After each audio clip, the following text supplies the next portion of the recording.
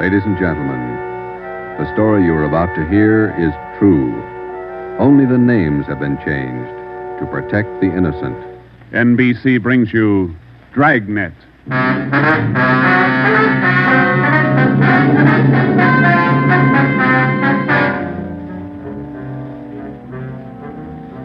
You're a detective sergeant. You're assigned to homicide detail. A gang of quick-trigger gunmen have moved in on your city. They've given public notice that they'll kill the first cop who tries to take them. You know the risks. Your job, apprehend the suspects. Dragnet, the documented drama of an actual crime, investigated and solved by the men who unrelentingly stand watch on the security of your home, your family, and your life. For the next 30 minutes, in cooperation with the Los Angeles Police Department, you will travel step by step on the side of the law through an actual case, from beginning to end, from crime to punishment. Dragnet is the story of your police force in action.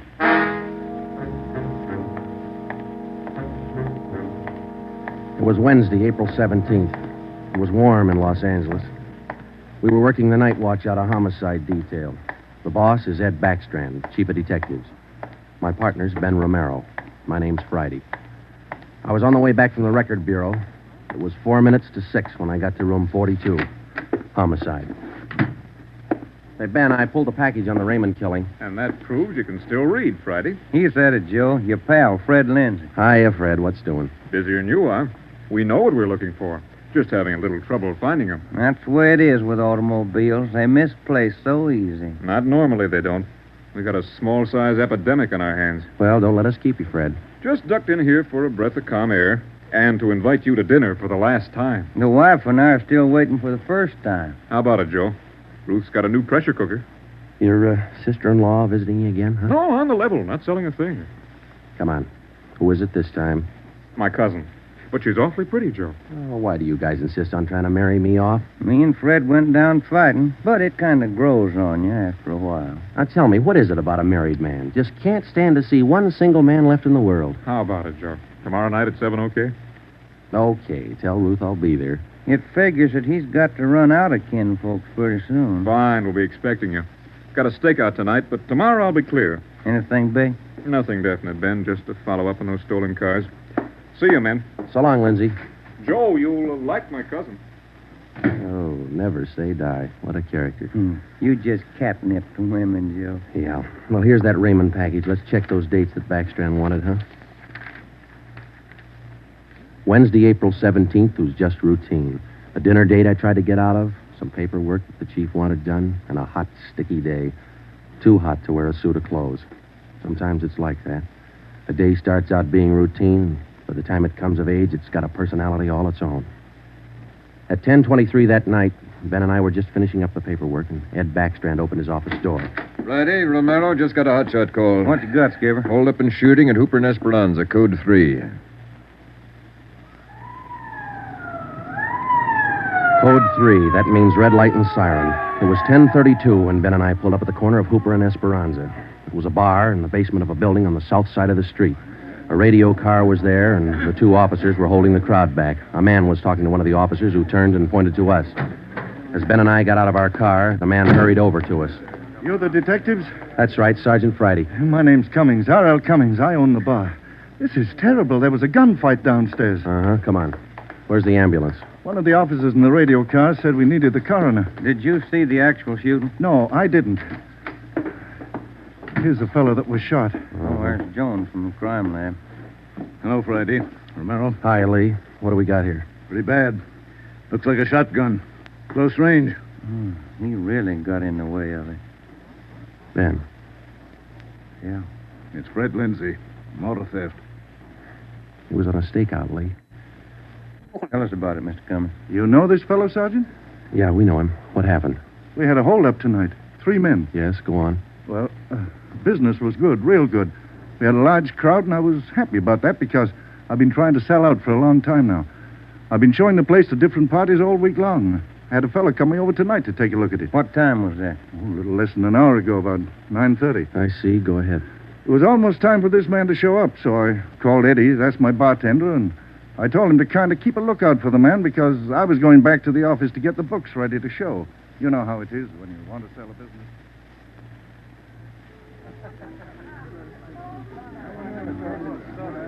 You'll watch for him, Eddie? You bet I will. If you want me, I'll be back in the office. Keep your mouth shut and stand still. Huh? You own this bar, don't you? Well, yes. What is this? You're the boy we want to see. Which one of you? All three of us. What's going on? What's it look like, genius? Just a stick-up. I haven't any money. You go to the bank on Thursdays, don't you? Well, I made my deposit today instead. I've been watching you for a month now. Don't give us that. You go to the bank on Thursdays. Now, come on, hand it over. I'm telling you the truth. I usually go on Thursdays, but I went today instead. You're lying, Ace, and we ain't got much time. Look, you can have all the money I've got on me. I think it's about 200. But that's all I have. Here. Why argue with him? Take what he's got and we'll shake the customers down. No, please don't do that. You got my money. Isn't that enough? No, it ain't. Come on, let's go out front.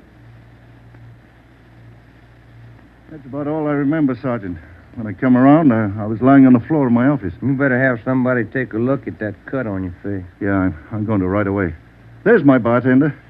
He saw the fight. What's his name, Eddie? Yeah. Eddie. Yes, sir?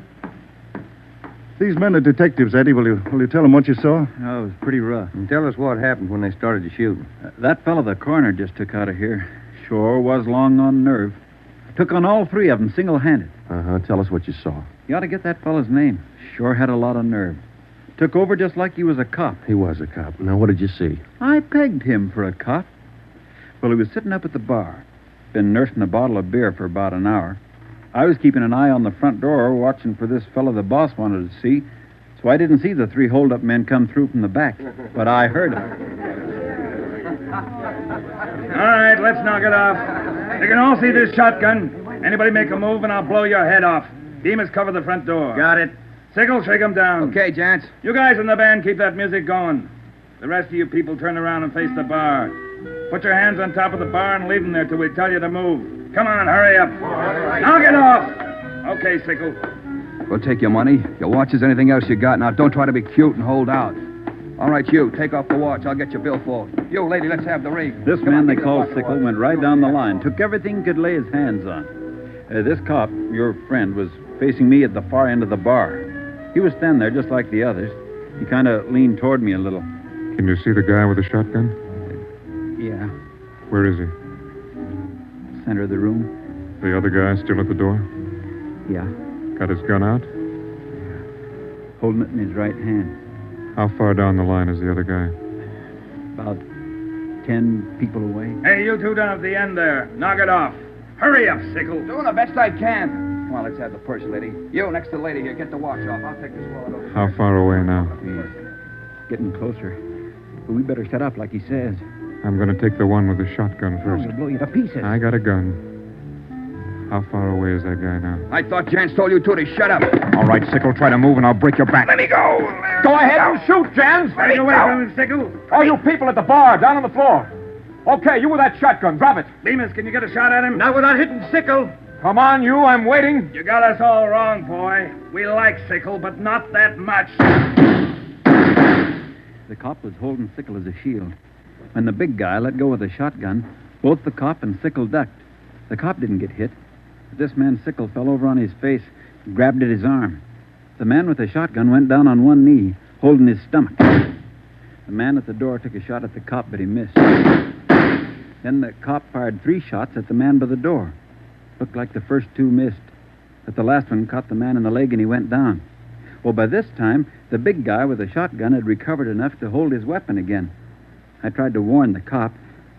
Look out! The guy with the shotgun! I see him. The cop pointed his gun and pulled the trigger, but he was out of shells.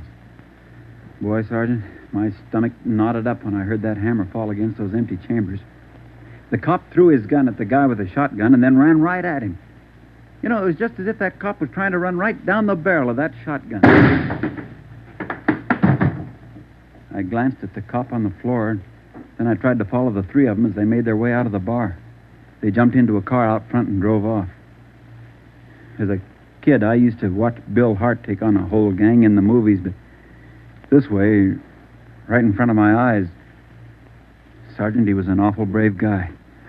Did you get the license number of their car? No, I didn't. I couldn't see very well. You got a pretty good look at all three of the men, though, didn't you? I believe I'd recognize any of them. Thanks, Eddie. What's your last name? Bowers. Eddie Bowers. Got that, Ben? Yeah. You'll be hearing from us, Eddie. We may want you to look at some pictures for us. Glad to help any way I can, Sergeant.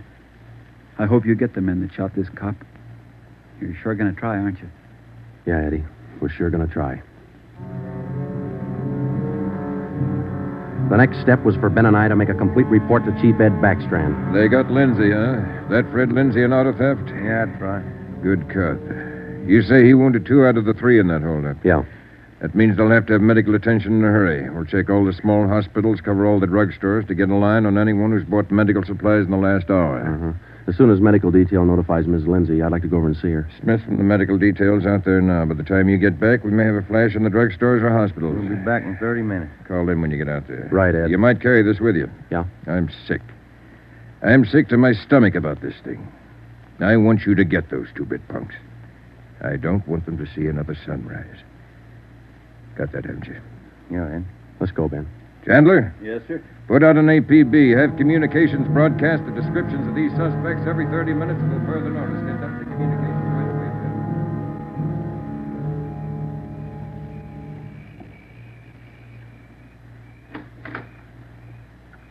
Hello, Joe. Come in. Thanks, Ruth. Sit down. Ruth, you know how we all feel. It's all right, Joe. You're married to a cop, I guess you're meant to expect things like this. He'd like that. Fred and I used to discuss the possibility of this. Used to worry about him. I used to worry a lot, Joe. And all those nights when he was away and the days, I used to worry. Now I know he's safe. Anything you want or you need? Thanks, no, Joe. Anything at all that I can do? Yes, Joe. I think there's something you can do. You and Ben are assigned to this case, aren't you? That's right. Then be careful. I was thinking that you and Ben will have to face those killers. Ben's wife. Be careful, Joe. Yeah, Ruth, we will. Oh, sure. I want to see you get the men that did this to Fred. More than anything, I want that. No more heartaches. Yeah. Thanks for coming by, Joe.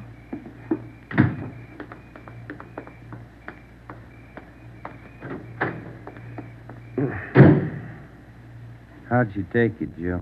Let's go.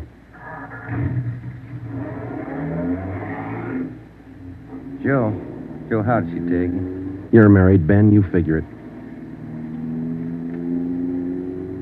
It was 11:30 when we got back to Central Division. As we walked into the squad room, Backstrand was waiting for us. Friday, we just got our first lead. We've located a druggist who said he sold some medical supplies to a man about 45 minutes ago. There's the address. Pretty close to the scene of the shooting. Hop out and see him right away. The Rex Pharmacy was exactly 14 blocks from the Red Feather Bar where the shooting took place. Rex Pharmacy was like your corner drugstore, complete with apothecary jars and shower curtains. The druggist was the same little man who's been prescribing sulfur and molasses since you were a kid in school. I'm just about ready to close. What can I do for you, gentlemen? We're from the police department. I've been halfway expecting you fellows. We got a report that you sold some medical supplies to a man about an hour ago. Yes, sir, that's right. It's like I was telling those other officers that were here a while ago. There was something funny about that little fellow. How you mean? Well, for one thing, he came in here sweating quite a bit. Of course, it's a warm night, but he seemed terribly nervous. Anybody with him? No, he was all by himself. What did he buy? Well, it wasn't so much what he bought, but how much. What do you mean? You know how most people buy iodine, a little 10-cent bottle. He bought a couple of pints. Then there was all that gauze and adhesive tape. Bought enough to repair a small army. Cotton, box of swabs. Then he asked me something that made me wonder. What was that? Asked me if I had something to probe with. That's just the way he said it. Something to probe with. I asked him, what do you want to probe for? What'd he say? Said a splinter. I told him a sewing needle would do the trick. He said, forget it, and then he paid me and walked out. Uh-huh. Could you describe the man? He's a small man, dark. Like I said, awful nervous. You think you could identify him? Oh, sure I could. If I ever saw him again. Well, did he leave on foot, or was there a car outside? Left in a cab, parked right out in front. Couldn't miss it. Did you happen to take down the license number? Well, no, I didn't. But I did jot down the taxicab number. Would that help? Taking down cab numbers isn't exactly in a druggist's line, but because he had the presence of mind to do that one small thing, we accomplished in 10 minutes what could have well taken as many weeks. Maybe with this small wedge, we could do what Backstrand wanted us to do, get the killers before another sunrise. Well, it was close to midnight when we stepped into the drugstore phone booth. I called the cab company, got the night supervisor. I gave him the number of the cab, and he checked his location chart. Cab 375 was operating out of a stand at Wilshire and Greenhaven. He was the right driver, and he remembered the fare. Sure, I know who you mean. A little guy. Seemed in a big hurry. It was a long fare, though. I took him out to Inglewood. Wait till I check my log sheet. I'll give you the exact address.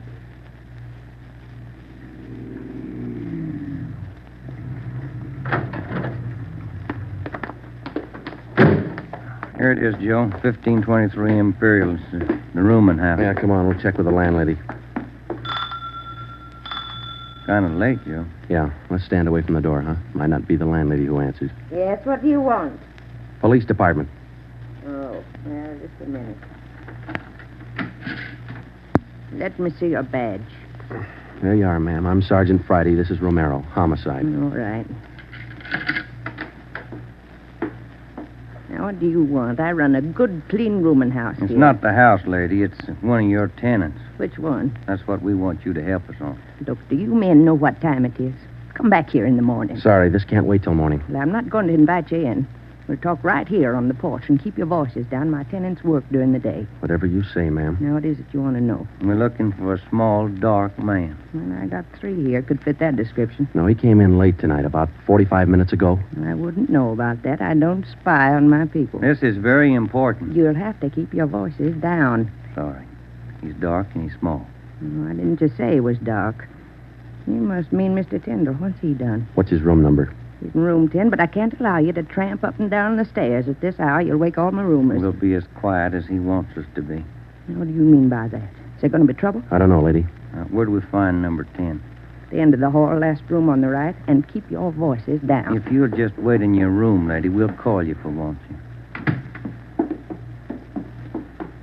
Okay, here we are. If I keep the door clear, Ben, we might have trouble. Think they all in there? We'll know in a minute.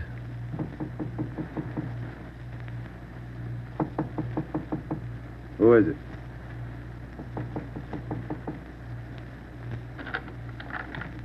What do you want?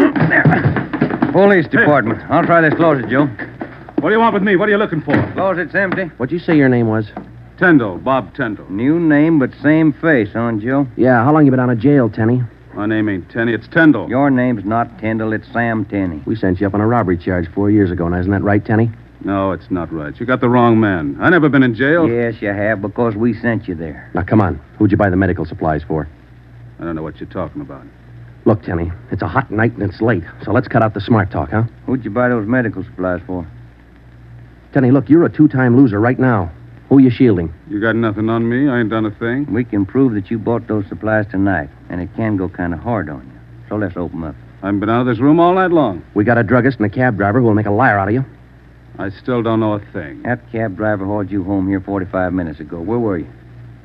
I was out on a date. Is that who you bought the medicine for?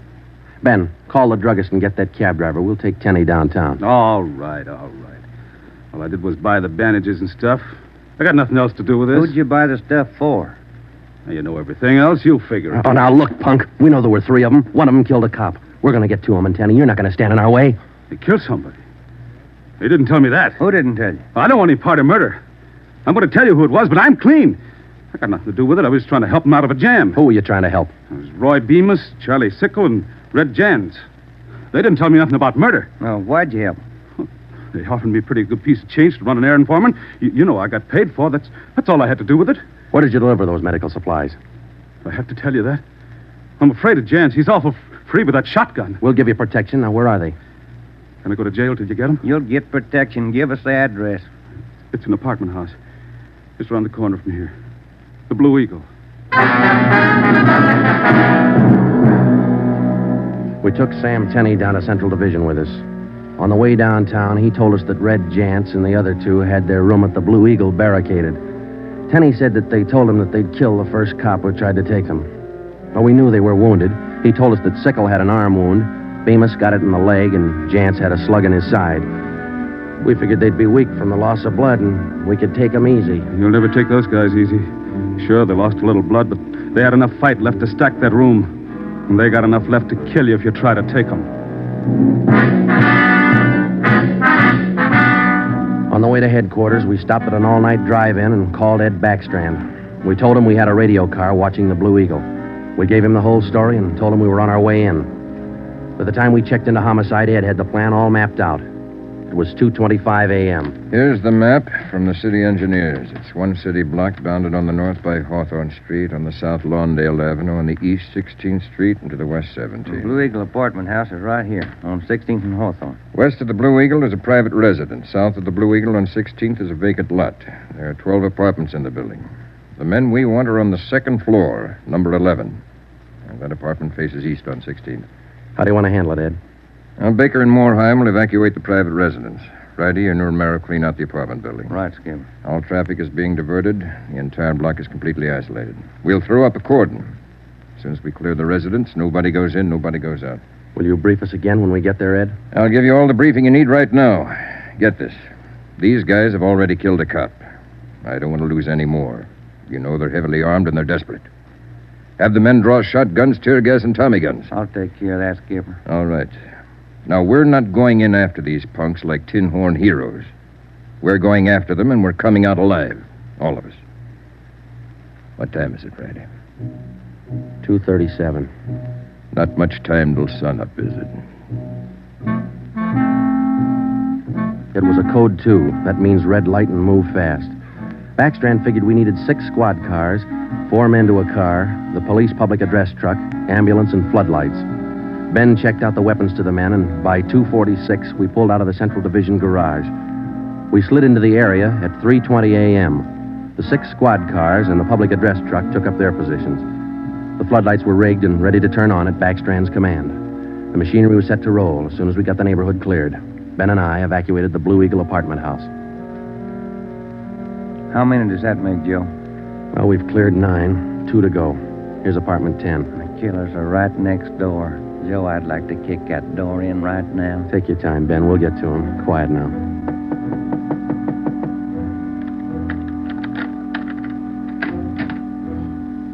Yeah, what is it? Police department. May we come in? Yeah, of course. What's the trouble? No trouble. We're evacuating the building. Now, we'll have to ask you to leave by the back door. We'll notify you when to return. Please leave quietly and lock your door. What's going on? No time to explain. Thank you very much for your cooperation. Okay, now, we'll skip 11 and go to 12. Yeah.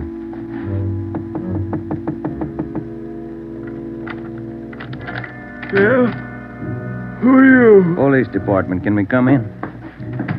Sorry to disturb you at this hour. We're evacuating the building. Please hurry and leave quietly by the back door. You'll be notified when to return. Lock your door when you leave, thank you. It was 4:10 a.m. Everything was set now. The neighborhood was completely cleared. The entire block was empty except for apartment 11 on the second floor of the Blue Eagle. I left Ben to watch the door of apartment 11. I went downstairs and across the street to join the rest of the men. It was Ed Backstrand's show from here on. That's it, Ed. All set. Baker, Moorheim, all clear? All clear, Chief. Baker, you and Moorheim take 3 men and cover the rear of the building. Right. Is that detail covered Hawthorne Street? They're all set, Ed. How about the vacant lot? Taken care of. The rest of you men? Yeah. Friday and I are going into the building. We'll try to get them to come out now. Johnson. Yes, sir? Come with us and keep us covered. Let's go.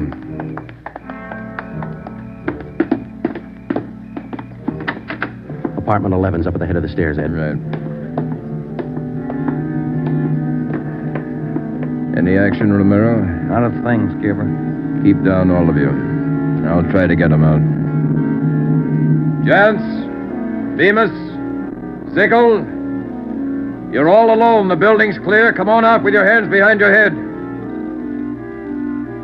Come on out, Jantz, or we'll come in and get you. You hear me? I hear you, Ed. Come on, let's get out to the street. Johnson, cover that door and be careful. Keep down. Right, Chief. Friday, Romero, come with me. We left Sergeant Johnson to watch the door, and we ran out into 16th Street and ducked down behind the police sound truck. The floodlights hit the side of the building. Backstrand grabbed the microphone. Giants, Bemis, Sigel. You've got 30 seconds to come down out of that room. Walk out backwards with your hands behind your head. Stay together. Don't fan out. 30 seconds, gents. They're making it tough, Ed. Romero, lob some tear gas through that window. Right, Skipper.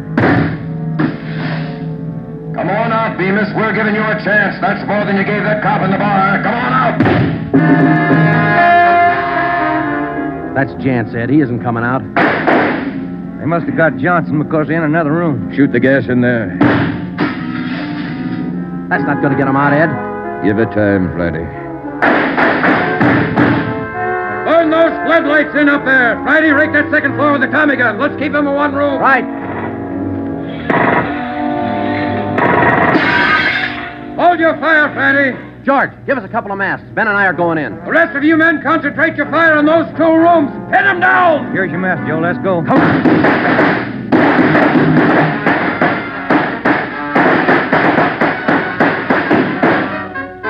Put that mask on, Ben, and keep down. Yeah, wait a minute. Somebody coming down the inside stairs. Duck, Ben. He's got a gun. I got one, copper. Get out of my way. Stop it, you. You haven't got a chance. I'm coming through, copper. I think I stopped him, Joe. Can you see Johnson? No, it's too much gas in there. All right, you two up there. We got one of you. The other two, come on out. Joe, think we got him? I don't know. Can you see Johnson? No, Joe. It's still too thick in there. I'm going in, Ben. Cover me. Come on. We know there are two of you up there. Just one, copper. Throw your gun down the stairs ahead of you. Hurry up. Shotgun, Joe. Jance. I see him. I'll take him at the foot of the stairs. All right, I got my hands up. I found Johnson, Ben. All right, Jance, outside. Come on. Move. Put the handcuffs on him, Ben. I'll cover you. How's Johnson? I don't know. Ed, get the ambulance crew over here. Jance, who's this other guy we got? Bemis. How about Sickle? I said just one, didn't I, copper? Never mind the smart talk, Jance. Now just answer the question, huh? Sickle wanted out of it a long time ago, so I let him out. He's upstairs. I let him out the back way. Mean you shot him? He wanted out, didn't he? All right. We'll take him in. Johnson's in the ambulance. I'll see you in the office. Yeah. Right, Skipper.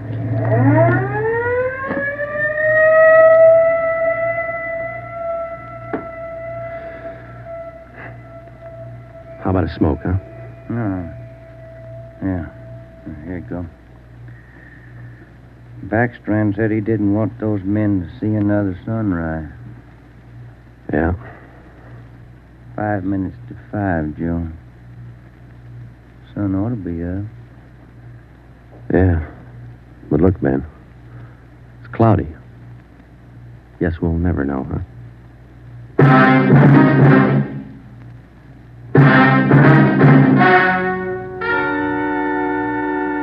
The story you have just heard was true. Only the names were changed to protect the innocent. Edgar Red Jans, the sole survivor, was tried and convicted and sentenced to be put to death in the state penitentiary in the manner prescribed by law.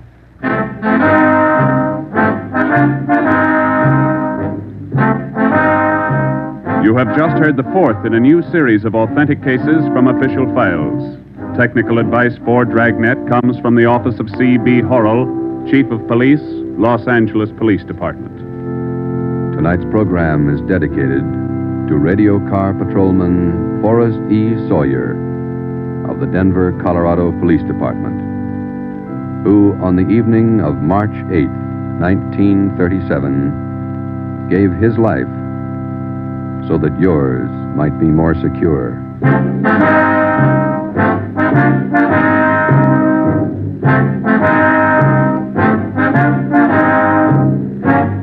Dragnet came to you from Los Angeles.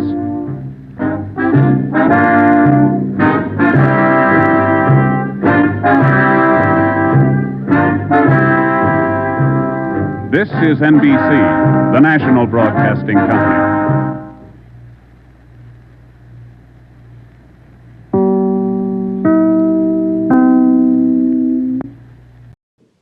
Here's another in NBC's great parade of new shows.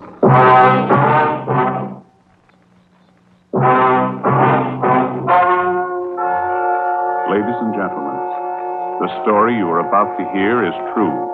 Only the names have been changed to protect the innocent. NBC brings you Dragnet.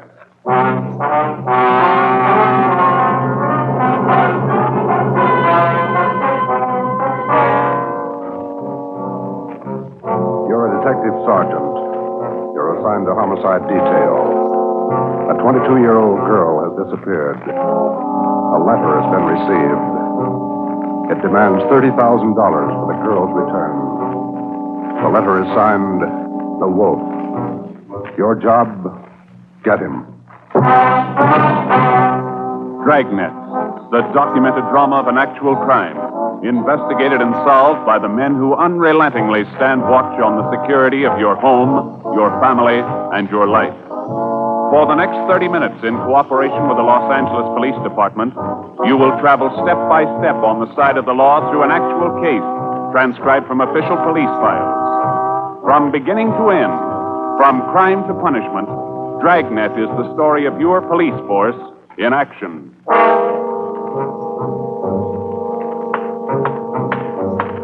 It was Tuesday, October 18th. It was cloudy in Los Angeles. We were working the night watch out of homicide. My partner's Ben Romero. The boss is Ed Backstrand, chief of detectives. My name's Friday.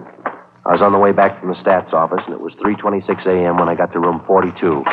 Homicide. Got those mugs you asked for, Joe. Here they are. Thanks, Harris. Backstrand leave yet? In a minute. I'm going out with him. What's the address out there, the Sullivan place? 814 Castro Boulevard. You go straight out Santa Monica, take a left at Castro. I remember. You ready, Chief? Yeah. Friday, you call Romero yet? Right now. Get on it. This one we don't fool with. Yeah. Come on, Harris.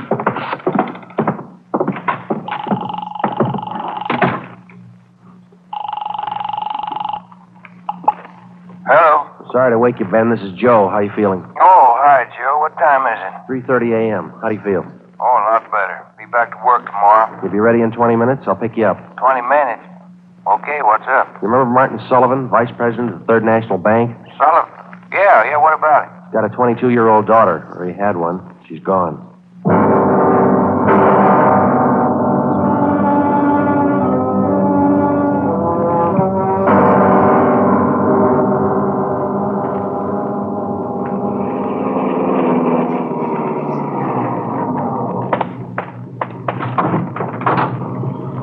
You made good time, Joe. Where are we headed? Sullivan home out on Castro Boulevard. Ed's out there now with Harris. Any leads to work on? No, nothing so far. The girl disappeared a little before 1 o'clock yesterday afternoon. At 11 last night, he got a letter. They want $30,000. Sullivan hasn't got that kind of money. Yeah, I know it. Poor guy's almost out of his mind. Fill me in. How did it happen? Well, the guy took the girl out of business school. He had her called out of class. Told her father was sick, said he was a friend of the family. Well, how about the teachers? What was their story? Said the girl didn't want to go with the man at first, but he finally talked her into it. Kept telling her father was dying. That's about as low as they come. Yeah. Did he use a car? Witnesses said it was a blue sedan. They didn't get the license number or the make. Did they remember what the guy looked like? About 5'9", 160, brown suit, dark hair. Nothing else? No. Here's a copy of the letter. The usual. Read it. Yeah. I have your daughter, Judy. Get, what's that? $30,000. $30,000 quick if you want her back alive. Don't call police or I'll kill her. Contact you later. Signed, what was it? The Wolf. Oh, Wolf. Huh? I could think of a better name. Come on, here we are. Who's got the original note, Joe? Lee Jones down at the crime lab. He's checking it for prints and handwriting. Well, if he was... Oh, hi, Dave. Right on the house, boys. Chief's waiting for you. Thanks, Dave.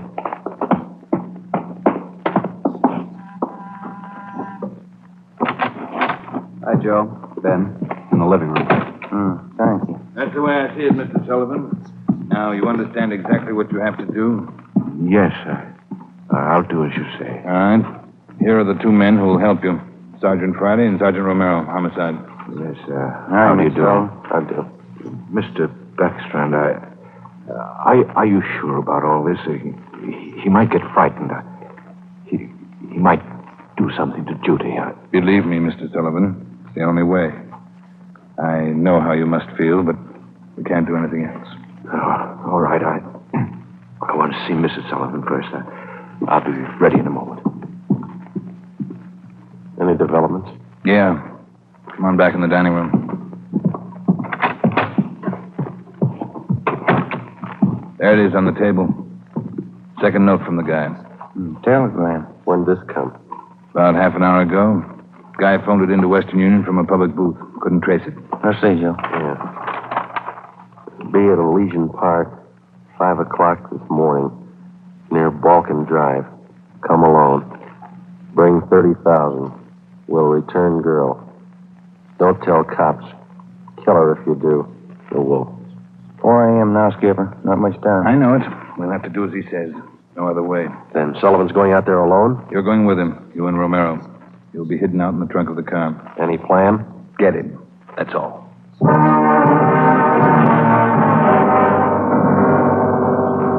Ben and I went out the back door and into the Sullivan garage. We jammed ourselves into the trunk compartment, and Harris closed the door on us.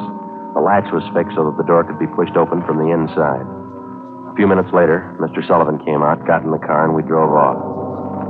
At 3 minutes to 5, we pulled up at the meeting place in Elysian Park. We waited. Nothing happened. At 5 minutes past 5, it started to thunder. That's all we need now. Thunderstorm. Stuff in here in this trunk, isn't it? Oh, yeah. Ben, listen. Sullivan? Must be. Wonder if he's seen anything. Sounds like he's pacing up and down alongside the car, doesn't it? Now, listen. Can't hear anything else. Can you? No. We better stay under cover. Yeah. Rain's starting in. Wonder what happened to the wool. Cold feet, maybe. Let's wait it out.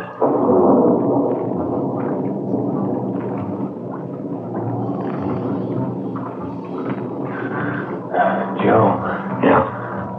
What time you got now? Move over a little. Let me get my watch up. Yeah. A little past 5:30. Sergeant. Mr. Sullivan? Yes. Do you think he's coming? It's late. It's getting daylight. We better wait it out, Mr. Sullivan. Now, look, don't come back here again. If he's watching, you might tip him off. Oh, all right. All right. Poor guy. Joe? Yeah, I hear it. Coming up the road toward us. It's stopping. Yeah. Coming over to our car. You ready? Right. Talking with Sullivan. They're coming back here. Now watch it. Brandy, Romero. That you, Ed? Yeah, the meeting's off. Come on out. All right.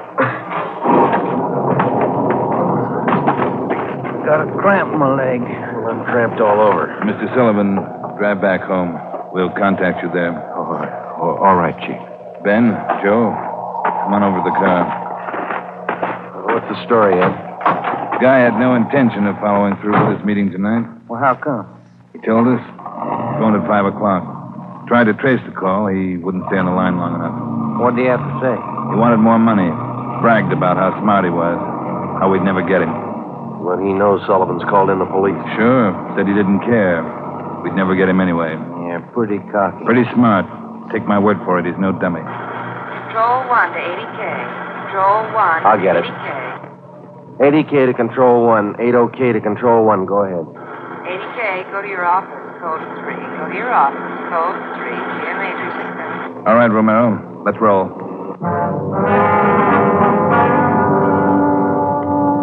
More than 12 hours had passed since word of Judy Sullivan's disappearance had been phoned in a homicide. During that time, an all-points bulletin containing the descriptions of the suspect, his car, and the girl had been sent out on the teletype to law enforcement agencies throughout the area. The same descriptions were broadcast over the police radio every hour. The Sullivan home had been placed under strict surveillance, and Mr. Sullivan instructed not to contact the suspect without knowledge of the police. He'd raised almost $10,000 in cash to buy him off. The serial number on each one of the bills had been copied by a police stenographer and then rechecked by a homicide officer. So far, the Wolf, as he called himself, had made 3 separate contacts, but he'd covered his tracks well. We knew that he was somewhere in the city, 500 square miles of it, and we knew we had to find him fast. It was 18 minutes past 6 when we got back to homicide. Hi, Chief. Fellas, you got something for us, Mac? Here, this letter. Special delivery. Came in about 25 minutes ago. Can I see that, Mike? Stay away from Sullivan. If the kid's found dead, it's your fault. Stay away, the Wolf. All right, Mike. Get it over to the crime lab and have Lee check it for prints. Right, Chief. Will you find any prints on the second note, Mike? 2. Running through R&I now. Friday, Romero, get down there and see if they got a make. Right, Ed. Let's go, Ben. Who's watching the Sullivan house beside Harry? Carpenter and Davis. Backstrand's afraid the girl's father will try to make a deal with the guy. Has he tried it yet? No, he hasn't yet. You couldn't blame him if he did. Worried sick. Oh, yeah. Here we are. Hi, fellas. Just coming down to see you. Got something, Larry? Those 2 prints Lee Jones listed off that letter got a make on them from the single print file. Good, Larry. Let's see, huh? There it is. Pull the whole package on him. Donald Alfred Kiefer. Looks like a real bad one, doesn't he? Donald Alfred Kiefer, male, Caucasian, age 29, 5 feet 8 inches, 170 pounds, brown eyes, dark brown hair. He had 1 previous arrest for forgery in Los Angeles 10 months before. Kiefer's occupation at the time of his arrest was listed as bank clerk at the Third National Bank. Ben went back into the files and pulled the crime report. Then we called Ed Backstrand. There's the answer, Skipper. At the time Kiefer pulled that forgery job at the bank, Mr. Sullivan was one of the vice presidents. Go on. Sullivan was the one who preferred charges against Kiefer, and so that he was prosecuted. Where's this Kiefer now? Let me see. He was placed on probation, and on May 16th this year, he returned to his home in Omaha, Nebraska. That's 1380 Mackinac Avenue. All right, Romero. Get Omaha on the phone and have them check out Kiefer. Right, Skipper. Friday, take Kiefer's package and this note down to Don Myers. Have him check the handwriting. And get over to the crime lab and see what Jones lifted off that last letter we got. All right, Ed. The faster we work, the faster we'll put this guy behind bars. Now move.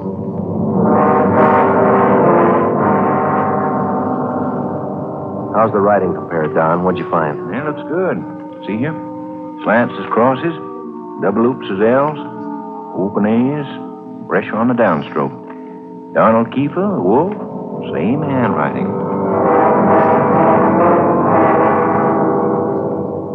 Lifted 3 prints off this last note, Joe. Brought them out with the iodine fume gun. They match with the first. Thanks, Lee. Did you find anything else? I don't know if it'll help you much. We examined the paper for watermarks and texture. Both notes are written on the same kind of paper. Impressions show both pieces of paper from the same tablet. Checked the density of the carbon and the pencil he used. Both specimens match. Same pencil.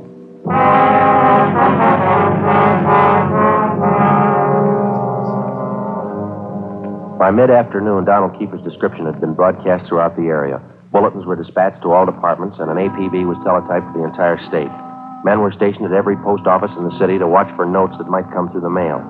The bus depots, railroad terminals, the airports, and all the main roads leading out of the city were under strict surveillance. The entire Los Angeles area was broken down into single square-mile districts, and a house-to-house canvass was started. A squad of men were assigned to cover each square mile. Outlying towns and cities were requested to do the same. By 5 o'clock that afternoon, the greatest dragnet operation in the history of the city was underway. We were sure Donald Kiefer was somewhere inside. At 12 minutes past 5, Ben got the call back from the Omaha police. Yeah, I got it. 6 X-ray 419. Nebraska place, right. Well, thank you a lot. Yeah, bye. They had a make on the car. Lots more. The Omaha cops are looking for Kiefer, too. Want him for a robbery there 2 months ago. Yeah? In that robbery, he used a stolen 1939 blue sedan. Nebraska license plate, 6 X-ray 419. How about his family and his friends back there? They all been checked? Yeah. Well, get that car description to communications, huh? APB, teletype, and broadcast. I'll tell Ed. Yeah, right, Joe. Friday, Romero. Yeah, Ed. What are you tied up with? Well, just got a call from Omaha. Make on Kiefer in the car. Give it to me. You two get out to the Sullivan house fast as you can. See Harris. What's happened, Skipper? Martin Sullivan's disappeared.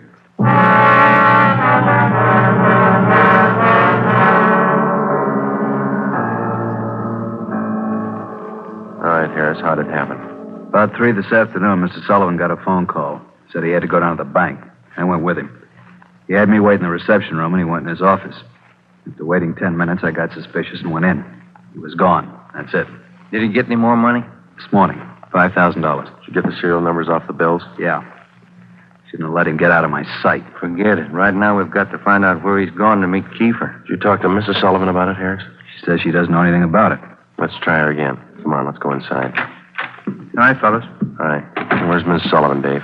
Back in the sitting room, lying down. Doctor's with her. Come on. What time you got, Ben? 6:35. I'll get it. Hello? Well, where are you? Oh. Where are you now? Where are you now? We'll be right out. That was Martin Sullivan. He met with Kiefer out in Laurel Canyon. Did he get his daughter back? Yeah. Wrapped in newspapers.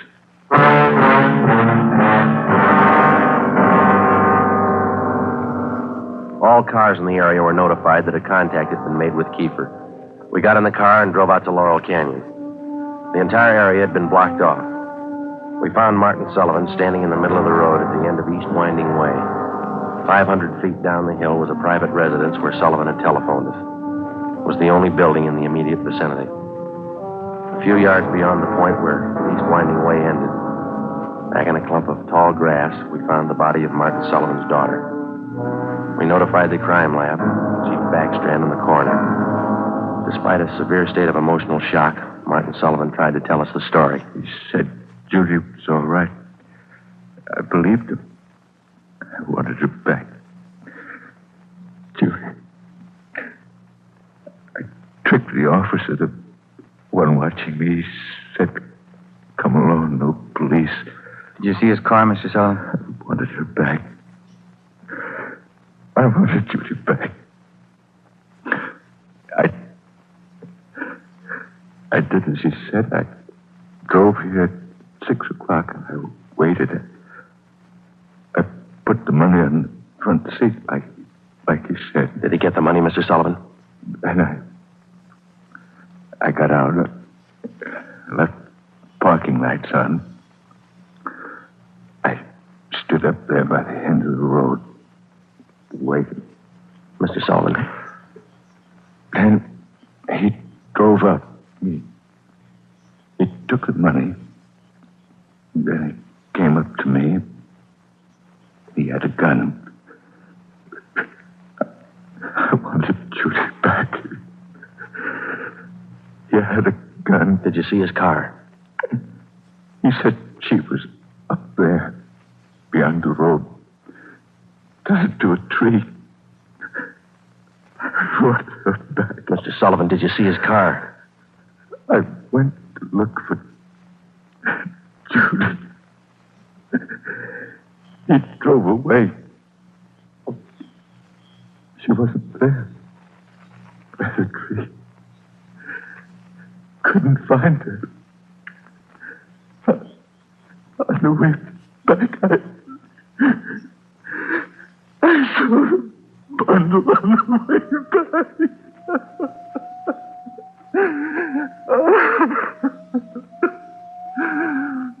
Let me find her.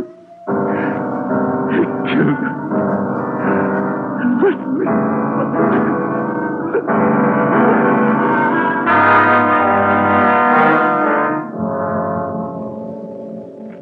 Before he went into a state of complete collapse, we showed Martin Sullivan a picture of Donald Alfred Kiefer. He definitely identified him. The information was immediately relayed back to Central Division, rebroadcast to the entire police radio system. A teletype was dispatched to sheriff's offices, and communications were sent to police stations throughout the country. The house-to-house search throughout the entire city intensified. The dragnet in which we hoped to trap Donald Kiefer was drawing slowly inward. It was 12 midnight. Street, Sullivan girl murder, next street, read all about it. Citizens join search for killer. Friday, did the papers get a list of the numbers on that ransom money? Yeah, got them in the final net edition. 2.5 pages of serial numbers gave it a big spread. Look at these pictures of Kiefer here, all over the front page. The more the better, Romero. I hope this town never forgets that face. Good reminder. You don't make deals with killers. Hi, fellas.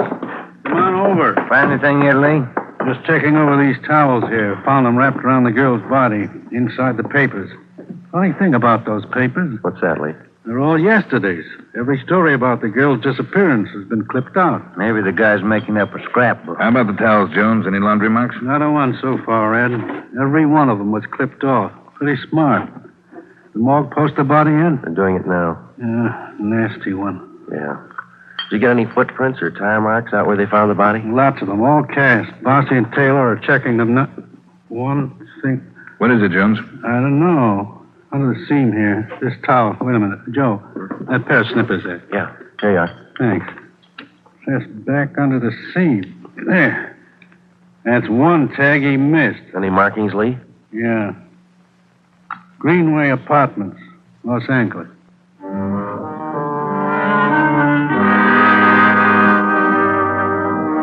One look at the apartment was enough. In an adjoining garage, we found the car which Kiefer had used, a blue sedan. Nebraska license plate 6X-ray 419. When we got back to the office, Chief Backstrand immediately issued a cancellation of the want order for the blue sedan, and then he ordered a detail of men to stake out the car in the event Kiefer decided to come back for it. Here's the coroner's report, Joe. Oh, let's see it.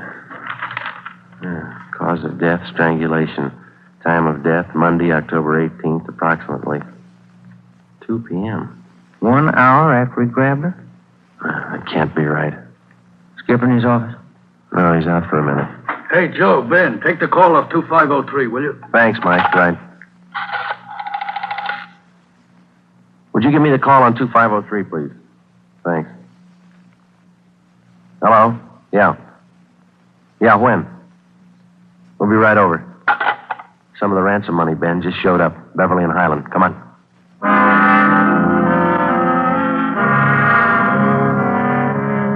The man's name was Ralph Donahue. He operated a used car lot on the corner of Beverly and Highland. He told us that early that morning he sold a dark blue late model coupe to a man who gave his name as Fred Sims. The man paid for the car in cash. Donahue told us that he checked the serial numbers on the bills after the man had driven away. Serial numbers check out, Joe, every one of them. If I only thought to look, officer, and you know I generally do. I'm the suspicious kind anyway, but, this morning I must have been asleep. You got the full description on the car, Ben? Yeah, Joe. All right, let's get it on the air right away. I saw his mug in the paper while I was waiting for you. Too late. Sorry. Yeah, thanks.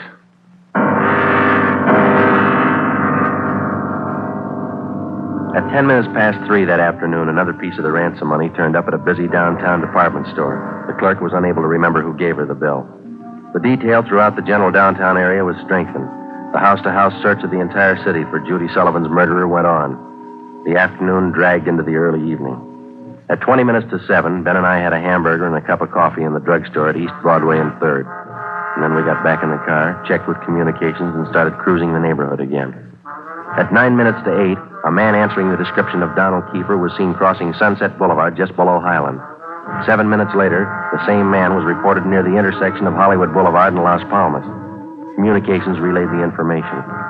At 21 minutes past 8, our car, 80K, along with a dozen others, were concentrated in the Hollywood Boulevard area, from Gower Street to La Brea, Franklin Avenue to Santa Monica Boulevard. At 24 minutes past 8, another piece of the ransom money was passed at a cigar store on the corner of Hollywood Boulevard and Hawthorne Street. The number of men and radio cars in the area was redoubled. Plainclothes officers were stationed at every intersection to keep an eye on pedestrian traffic. At 18 minutes to 9, the dark blue coupe which Kiefer had bought that morning was spotted parked in an alley just below Hollywood Boulevard and Cahuenga. We called Ed Backstrand.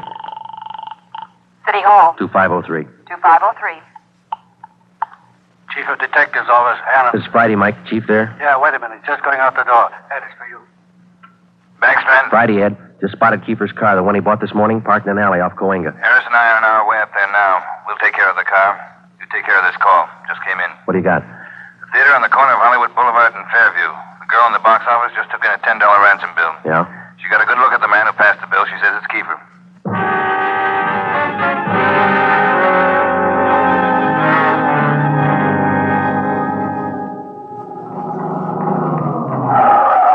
All right, Ben, come on. Yeah. You got the list of serial numbers? Right here. Let's check at the window. Yes, sir. How many, please? Police officers. Sergeant Romero, Sergeant Friday. Oh, yes, sir. Mr. Rayburn, the police are here. Would you step around to the side door, Sergeant? Yes, ma'am. Margie, relieve Francis for a minute. Francis, come here. Bring that $10 bill with you. Sharp girl, officer, that Francis. Sharp. Here it is, Mr. Rayburn. All right, Sergeant. There you are. $10 bill and the list of serial numbers.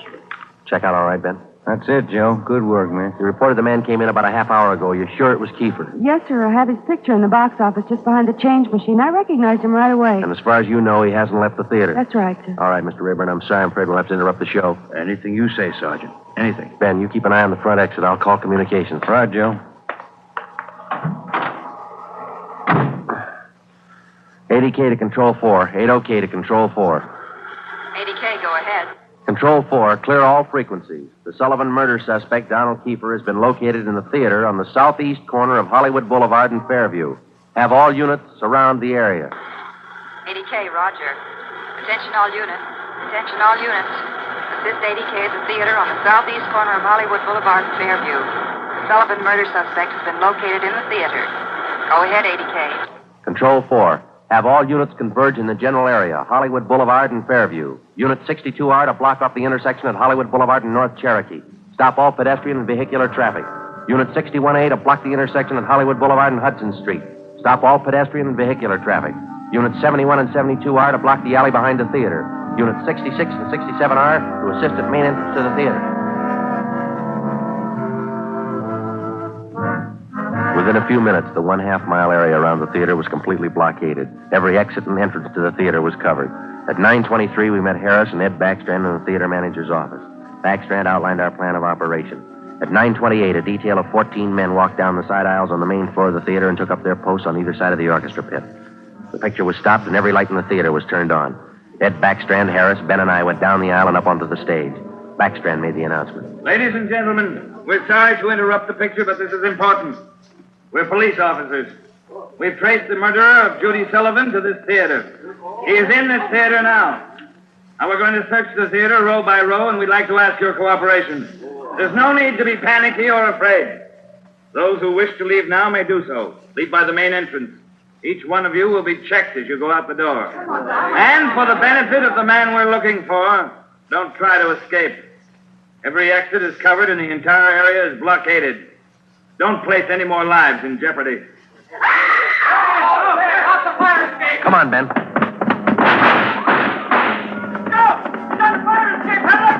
Backstage, Joe. We can make it from there. All right, let's go.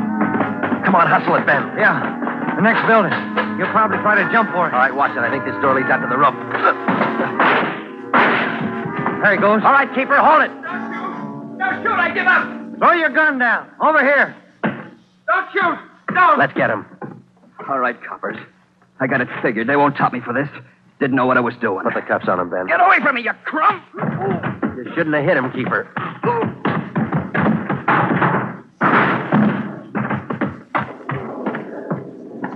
All right, Ben. Try the cuffs now. Yeah. Come on, let's get him in out of the rain. What's the hurry? Why spoil a good rain?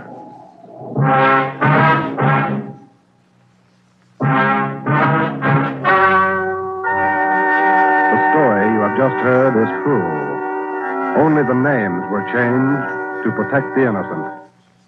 Donald Alfred Kiefer was tried and convicted of murder in the first degree. He was executed in the lethal gas chamber at the state penitentiary. You have just heard the 15th in a new series of authentic cases transcribed from official files. Technical advice for Dragnet comes from the Office of Acting Chief of Police, W.A. Wharton, Los Angeles Police Department. Tonight's program is dedicated to Deputy United States Marshal John B. Glenn of Boise, Idaho, who on the morning of July 31st, 1940, gave his life so that yours might be more secure.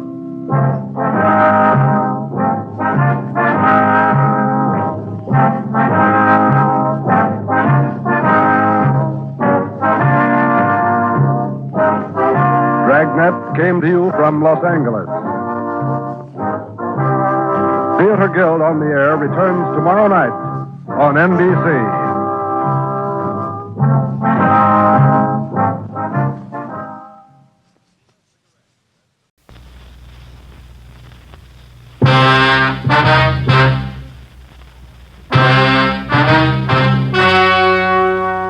The story you are about to hear is true. Only the names have been changed to protect the innocent. Fatima Cigarettes, Best of All Long Cigarettes brings you Dragnet.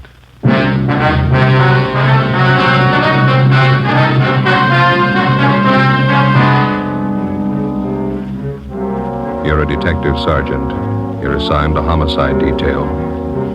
A woman is knifed to death in her home. The body bears the mark of inhuman attack. The killer escapes. Your job, get him. If you want a long cigarette, smoke the best of all long cigarettes. Smoke extra mild Fatima. Yes, Fatima is the king-size cigarette which contains the finest Turkish and domestic tobaccos superbly blended to make it extra mild, to give Fatima a much different, much better flavor and aroma than any other long cigarette. That's why Fatima has more than doubled its smokers coast to coast. Enjoy extra mild Fatima yourself. Best of all long cigarettes. It's wise to smoke extra mild Fatima. It's wise to smoke extra mild Fatima.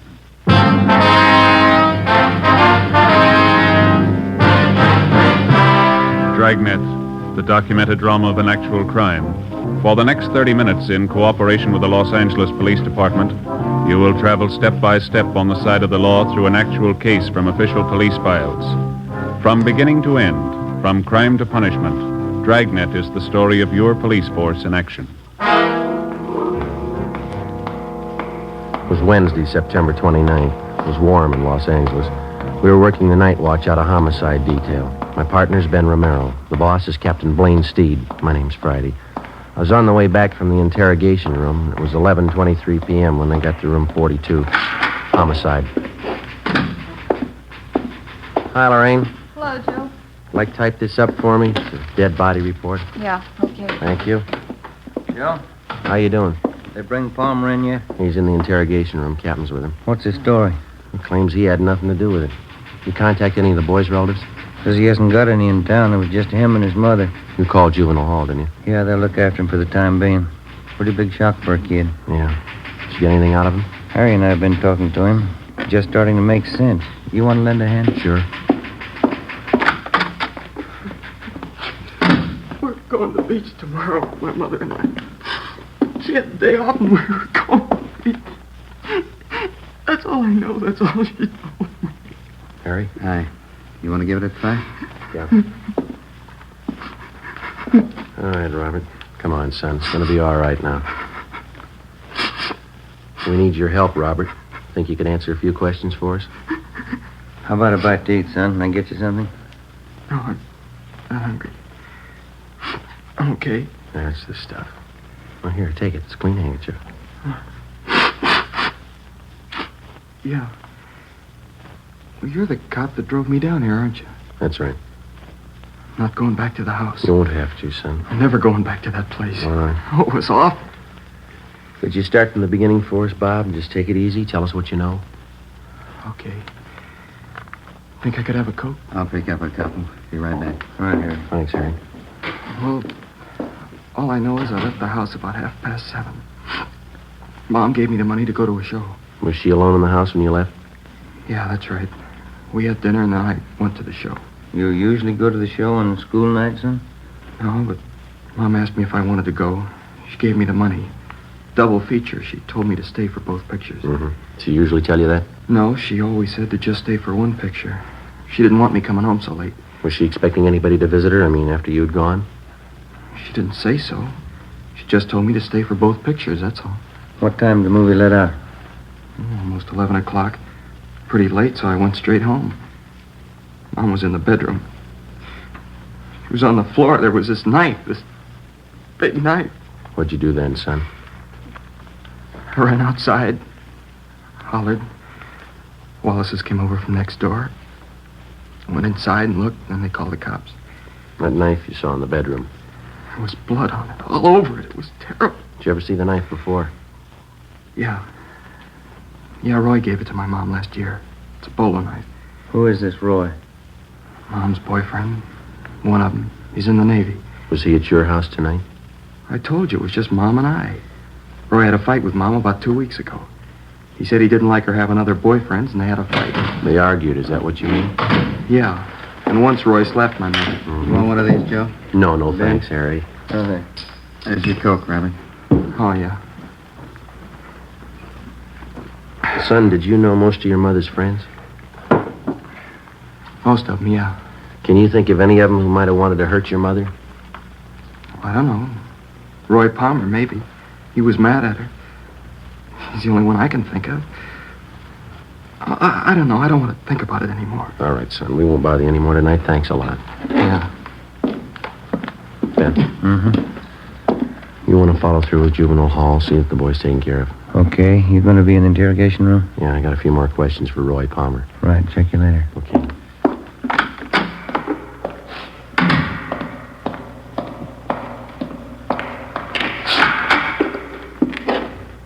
Crime lab back yet, Friday? No, not yet, Captain.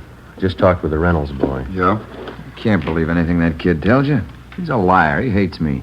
You give him reason to hate you, Palmer? The kid's a liar, that's all. You were his mother's boyfriend. He says 2 weeks ago you had a fight with her that you slapped her. All right, I slapped her. That don't make it murder. I wasn't near that house last night, and I didn't kill her. We found your knife in her bag. Huh? A bolo knife, bone handle. That's not mine. I gave it to her a year ago for a present. Didn't even know she still had it. Look, why do you have to pick on me? Because you had a motive and you haven't got an alibi. What about all those bums you used to run around with? Why don't you ask them for alibis? When we find them, we'll ask them. Do you know any of them, Palmer? The other men that she went out with? How'd I know? The only time she ran around was when I was on sea duty. And how'd you know she was running around? Friends of mine. I saw her out with these guys. I get it. Interrogation room, Friday. Lee Jones, Joe. Just got back from the Dixon house. Anything? Off to a fast start. Leighton Prince checked the murder weapon, that knife. Dusted the handle. Yeah? Fingerprints, perfect set.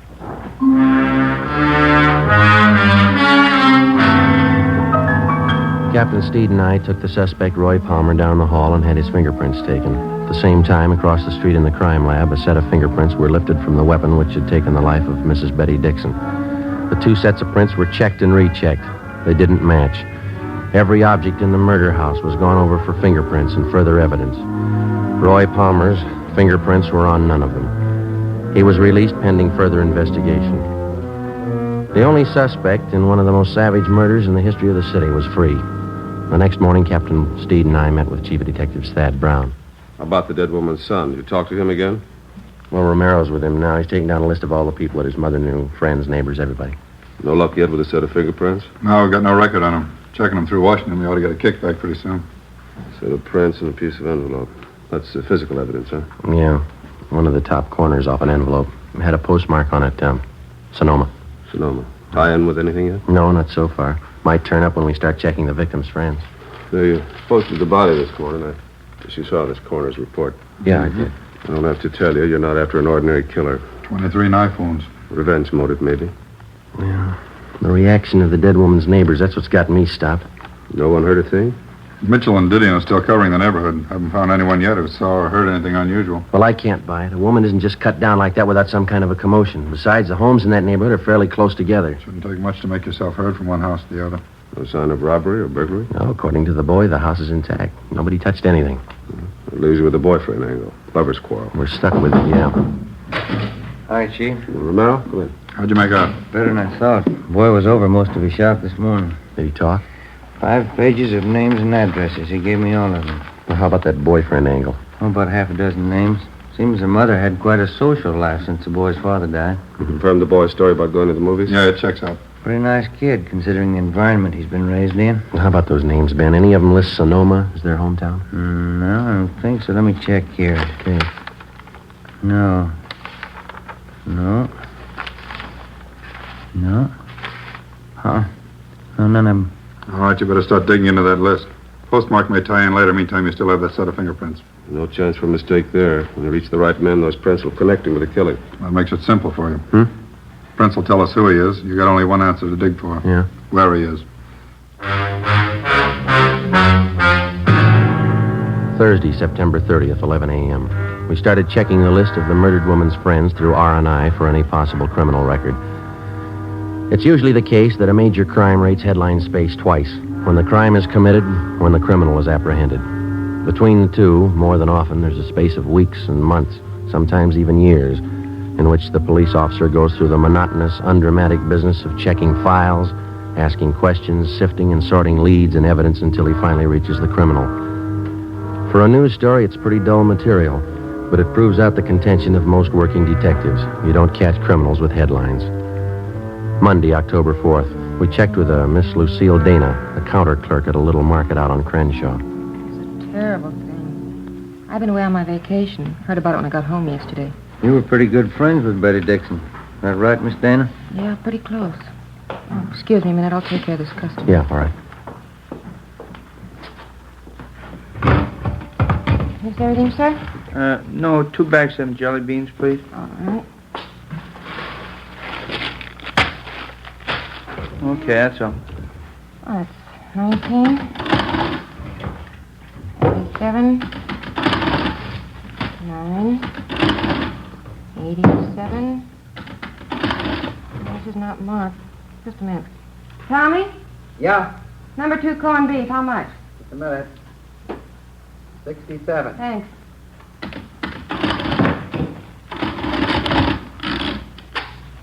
$2.17. Out of 5.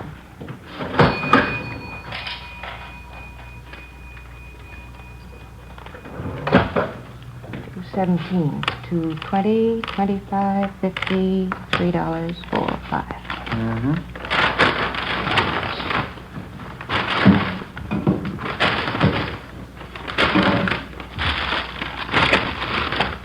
Thank you. Okay.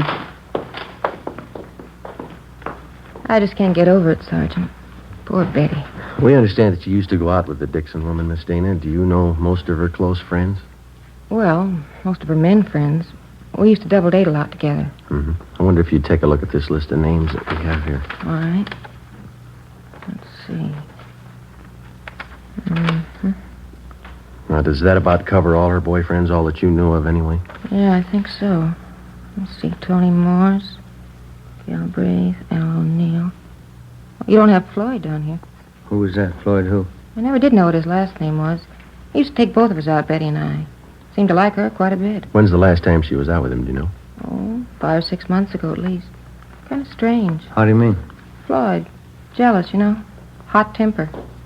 Said he was Spanish, but he had a light complexion. Oh, excuse me, please. Sure. Yes, sir? A pack of that mint gum and some lighter flints, please. Yes, sir. 25. Thank you. All right.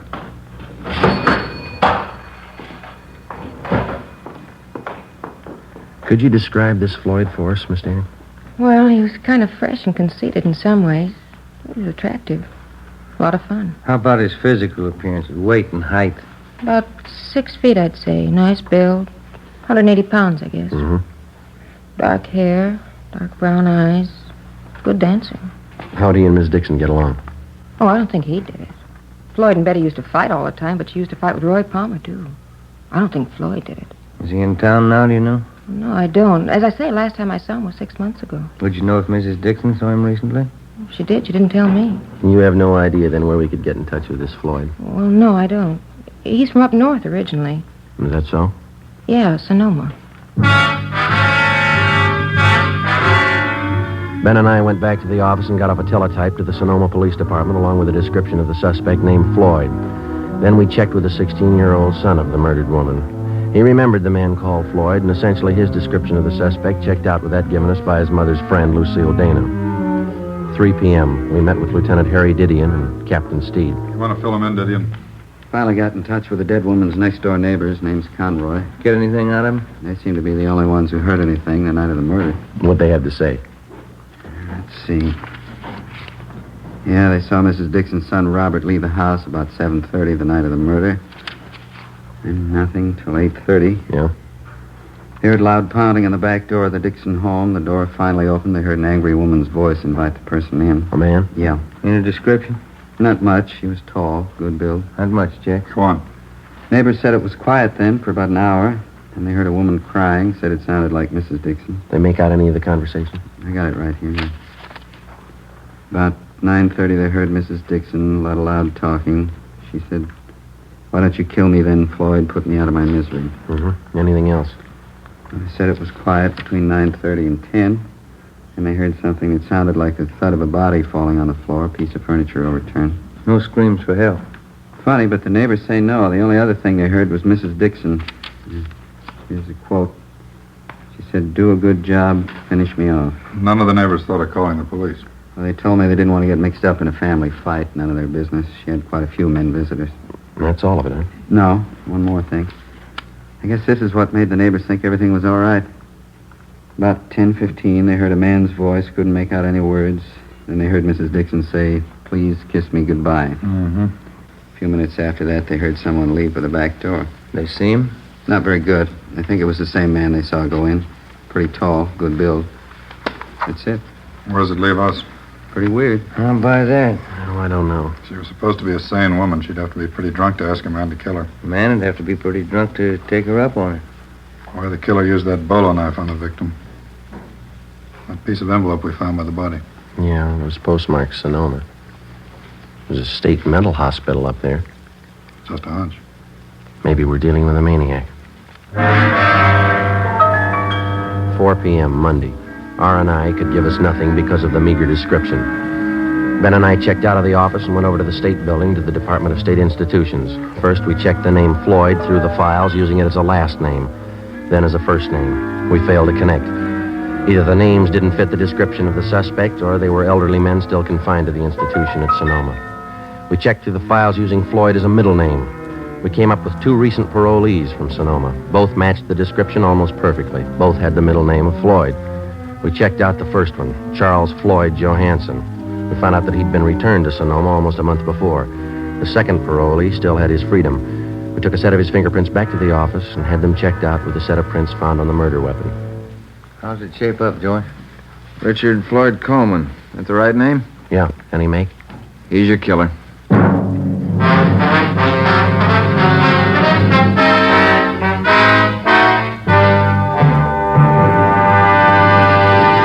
You are listening to Dragnet, the case history of a police investigation presented in the public interest by Fatima Cigarettes. If you smoke a long cigarette, it will be in your interest to listen to a typical case history of a Fatima smoker. It's the case of skating star Helen Davidson of the 1951 Ice Capades. This is her actual signed statement. Recently, on tour with the Ice Capades, I've noticed more and more people smoking Fatima.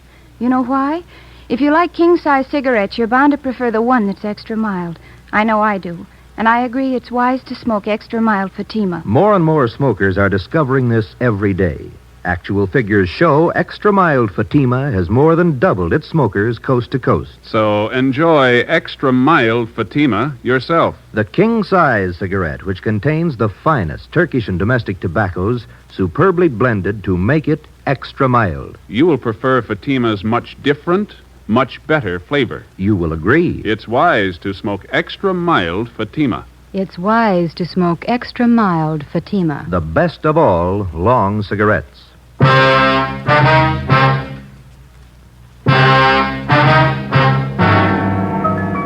Monday, October 4th, 7 p.m.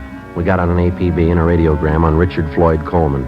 We checked DMV for possible auto ownership. From his record, we found that he had been confined twice to the state mental hospital at Sonoma. The first time for a period of 2 years, the second time for 14 months. Hospital files showed us that on both occasions he had been committed by his older sister, Evelyn Coleman, his only living relative. Her address was listed as 5640 Upper Terrace, an apartment court in the East Wilshire district. We drove out to question her.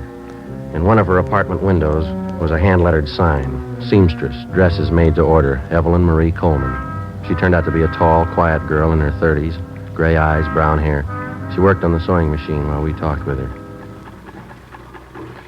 I'm sorry to be so rude, Sergeant, but I have to have this blouse ready by 2 this afternoon. Miss Tyler's coming to call for it. That's perfectly all right, Miss Coleman. Exactly. What was it you wanted to know? It's about your brother, Richard. Oh, anything wrong? No, we're just checking, that's all. We'd like to talk to him. Oh, what about? Routine check. We understand he spent some time up at Sonoma. Yes, he did. Richard's had a hard time of it. Doctors don't seem to know the trouble. Poor Richard, he's so mixed up. You're his only living relative? Yes, I am. Folks died when we were both young. Practically raised Richard myself. Have you seen your brother lately, Miss Coleman? No, not lately. Why? Have you any idea where we might contact him? Well, no, I don't. You see, he travels around the state a good deal. Oh, is he working? No. Oh, but he writes from time to time. Oh, what was it you wanted to see him about, Sergeant? With just routine questioning, we like to talk to him. Oh. Where was he when you last heard from him, Miss Coleman? Well, couldn't you tell me what you want to see him about? We just like to question him, that's all. Well, what about? You can tell me. Is your brother in the city now? Oh, I don't know. I just got back. I haven't heard from him in 2 weeks. Almost 3 weeks. Does he usually stay here when he's in town? Well, sometimes, yes. Is Floyd in some kind of trouble? Is that the name he usually goes by, Floyd? Well, most of his friends call him Floyd. Why? You think he might be staying with one of his friends here in the city? He might be. I don't know. Look, Sergeant, if Floyd's in trouble, you can tell me. I've seen him through lots of trouble before. Not this kind, miss. Women? Oh. I wish there was something I could do. Where was he when you last heard from him? He was in Santa Barbara. He wrote me. Please, Sergeant, why do you have to see Floyd? Excuse me. Yeah, sure. Hello? Oh, yes, Miss Tyler. Uh-huh. Well, maybe just a few minutes late. Would 2:30 be all right? Oh, fine, thank you. All right, Miss Tyler, bye. I'll have to hurry. Mrs. Tyler's blouse. Sure, you go right ahead. I really don't make much of a dressmaker, but I'm saving up. I'm going to buy a place in the valley farther out. Be fine for Floyd and me. Be awfully good for him. Floyd has to get away from the excitement. He's awfully nervous. Say, Miss Coleman, Sergeant? are those your brother's suitcases in the alcove back there? Yes, they are. They've been there for a month. I keep his odds and ends for him. You sure he hasn't been here in the past month? Oh, yes, I'm sure. Please, Sergeant, why don't you tell me the truth? I've been through this before. There's trouble with Floyd. What is it this time? It's pretty bad. Well, what is it? We want to ask him about a murder. Oh, no, he wouldn't do that. You sure it was Floyd? We'd like to talk to him.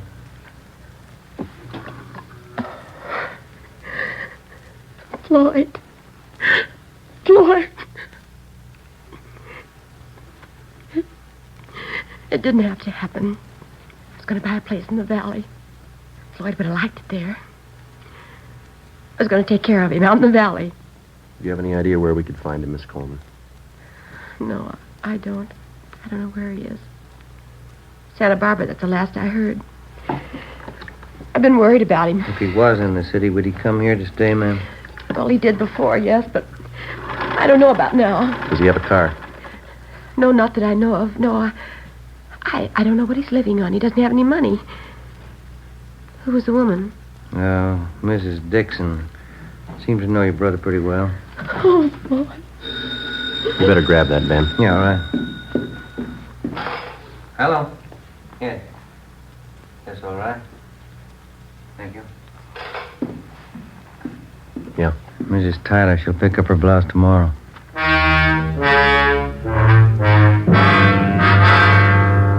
Ben and I left Evelyn Coleman's place and went back to the office. A stakeout was placed on her apartment. 2 days went by. Nothing happened. Despite the fact that the suspect's sister had promised to cooperate fully with us in locating her brother, a team of men was assigned to follow her wherever she went as insurance against any possible slip-up. As far as we were concerned, no precaution was out of reason.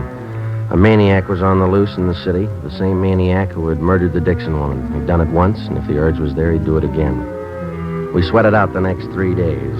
On the afternoon of the 6th day, we got an urgent call from one of the parole officers in the State Institutions Department, a Miss Gertrude Vaughn. Ben and I went over and checked with her. Call came in about 20 minutes ago, Sergeant. Man's voice. What do you have to say? He wanted to talk to me about the Betty Dixon case. Seemed nervous. You say he knew anything about it? I didn't want to frighten him off asking too many questions. But I got the idea he had something he wanted to get off his mind. Well, did he mention anything specific? I mean, names, places, anything like that? No, but I got the impression he knew quite a bit about the case. What else?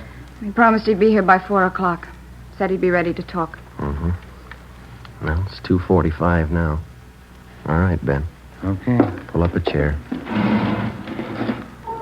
We waited. 3:15, 3:30, 3:45. No sign of the anonymous caller. 4 p.m. Still no sign. We waited. At 4:30, the office door opened and a tall, thin girl with brown hair came in and walked straight toward the desk of Parole Officer Gertrude Vaughn. We saw Miss Vaughn motion the girl across the room toward us. It was Evelyn Coleman. Sergeant. Miss Coleman? How are you? I know where Floyd is. I'll take you to him. 4:35 p.m. Ben and I left the state building with Evelyn Coleman, got in our car, and drove north across the city, according to her directions, until we got on Highway 66. We continued driving north out of the city. Evelyn Coleman sat quiet in the back seat, looking at her hands folded in her lap. Except for directions, she said nothing. Approximately 3 miles out of the city, she directed us off onto a county highway. We drove east for a few miles, and then we turned north onto an unpaved road lined with eucalyptus trees. We'd gone a little less than a mile when she directed us to pull up. We can walk the rest of the way. Okay. It's not far. All right. This way. Your brother been out here all this time? He didn't tell me. He called this morning. He's supposed to get himself up. What happened? I don't know. He's worse now, I think. I could hardly understand him on the phone. Doesn't make sense. Is he alone now? He was when I left him. We go across this field here. Okay. Yeah. Is your brother armed? No. That it over there? Yeah. Shack by the trees. You'll see he's treated right. Yes, ma'am. We'll see to it.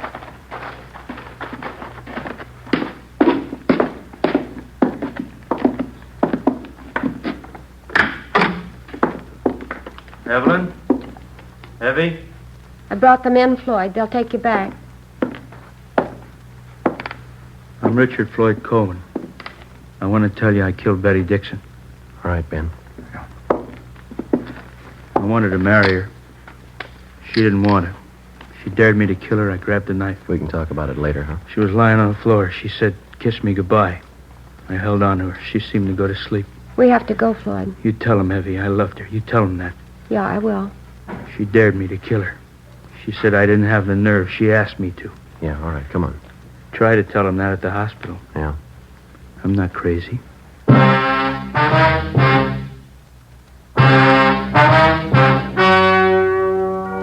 The story you have just heard was true. Only the names were changed to protect the innocent.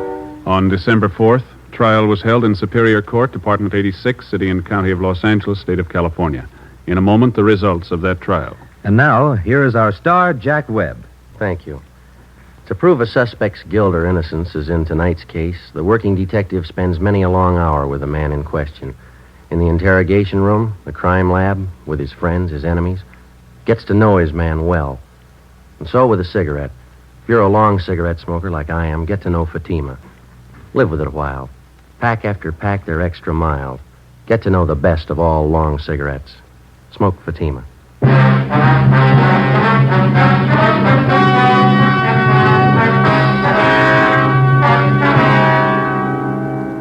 Richard Floyd Coleman was examined by 6 psychiatrists appointed by the court and was found to be criminally insane. He was committed to the state mental hospital at Mendocino for an indefinite period of time.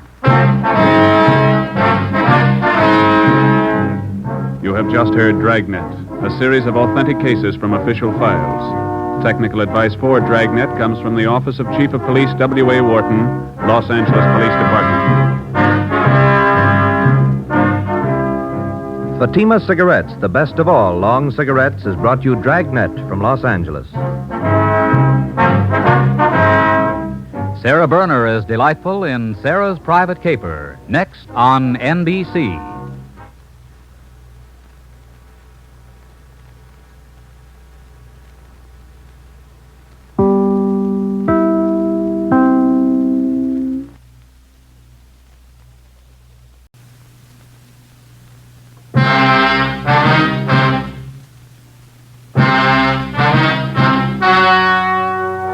The story you are about to hear is true. Only the names have been changed to protect the innocent. Fatima Cigarettes, best of all long cigarettes, brings you Dragnet.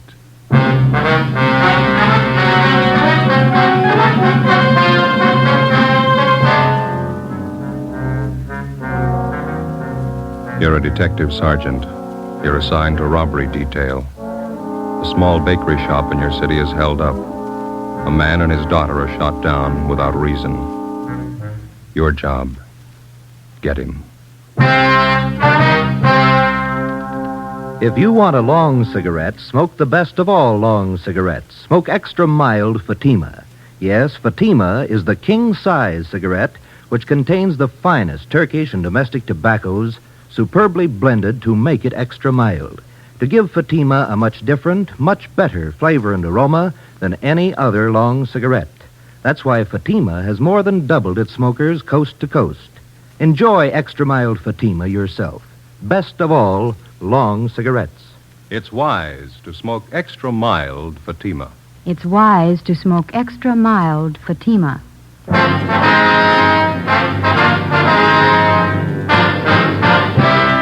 Dragnet, the documented drama of an actual crime. For the next 30 minutes, in cooperation with the Los Angeles Police Department, you will travel step by step on the side of the law through an actual case from official police files. From beginning to end, from crime to punishment, Dragnet is the story of your police force in action. It was Tuesday, November 3rd. It was chilly in Los Angeles. We were working the night watch out of robbery detail. My partner's Ben Romero. The boss is Captain Ed Walker. My name's Friday.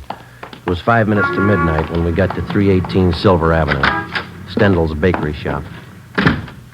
Yeah? Romero and Friday, Central Robbery. Hi, I'm Jacobs, Unit 16R. My partner Olson's back there in the shop talking to the owner. You answered the call, did you? Yeah, must have been a crazy man. Shot two of them down, cold blood. There they go in the ambulance now. Shot up pretty bad. Mm-hmm. Who runs the place? Swedish family named Stendal. Father, mother, two daughters. All four of them work in the bakery here. Mm-hmm. They all here at the time of the robbery? Yeah, the hold-up man shot the father and the oldest daughter. The mother and the younger girl are in the back, straight through that door. Okay. Thanks, Jacob. Right, Sergeant. Joe. On the side of the door here. Looks like a bullet hole. Yeah. Hey, Jacobs. Yes, Sergeant. You want to call into the crime lab, ask them to send somebody out? Right. Thank you.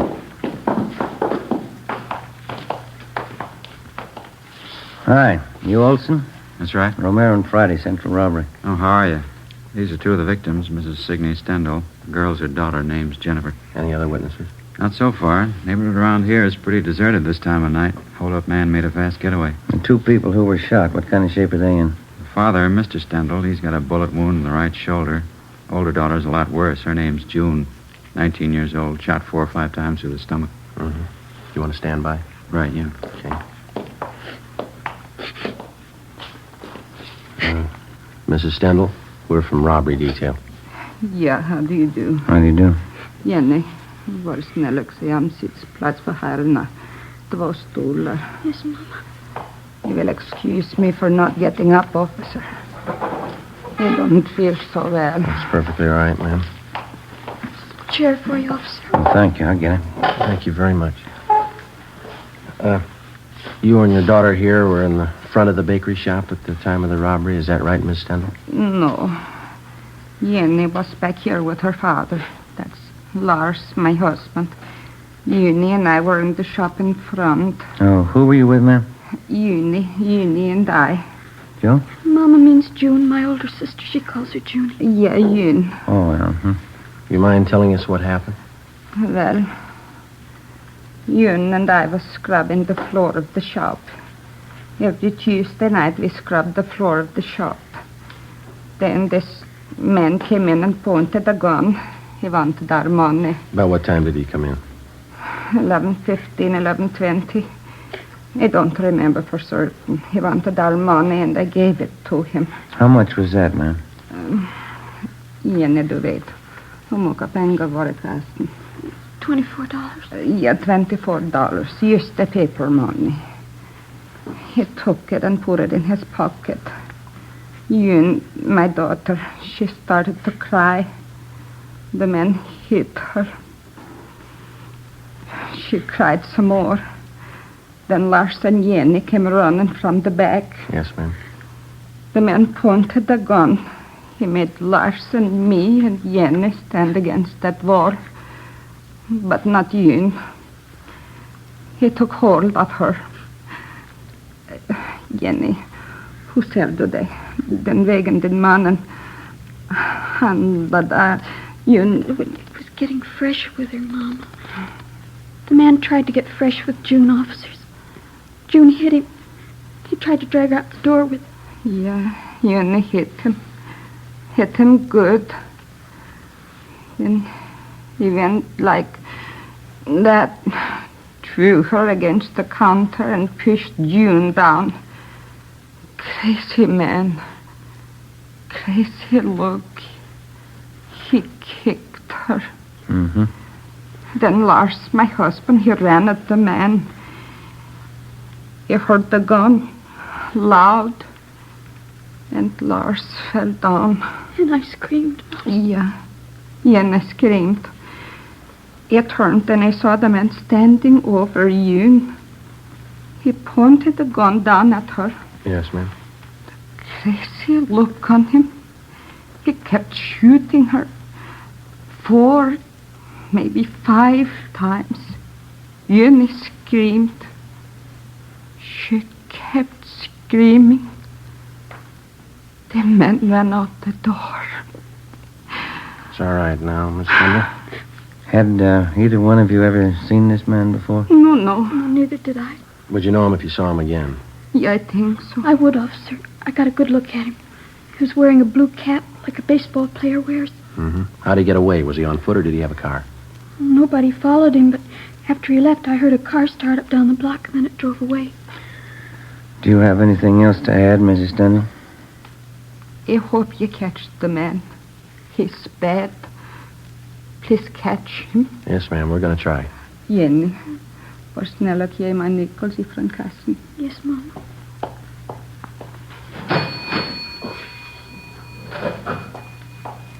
Here, Mama. Here, officer. When you find the man, please call me.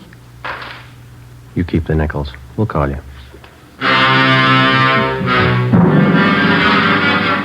Before we left the scene of the robbery and shooting, Mrs. Stendhal and her daughter gave us their description of the hold-up man, together with the clothing he wore. The suspect had no outstanding physical characteristics that they'd noticed. The only thing unusual about his clothing was that he wore what appeared to be a baseball cap at the time of the hold-up. She described the cap as light blue with a visor. Together with Officers Bechtel and Lopez from Central Robbery, we canvassed the immediate neighborhood for other possible witnesses. We found none. The next morning, we went out to the hospital. The condition of the older daughter, June, was critical. We interviewed the father. He could tell us nothing. At 10 a.m., Mrs. Stendhal and her younger girl, Jenny, were brought to the office, and we started them looking through mug books of parolees previously convicted of armed robbery. Within 2 hours, both of them positively identified the picture of a recent San Quentin release as that of the hold-up man. His name was Harold Best.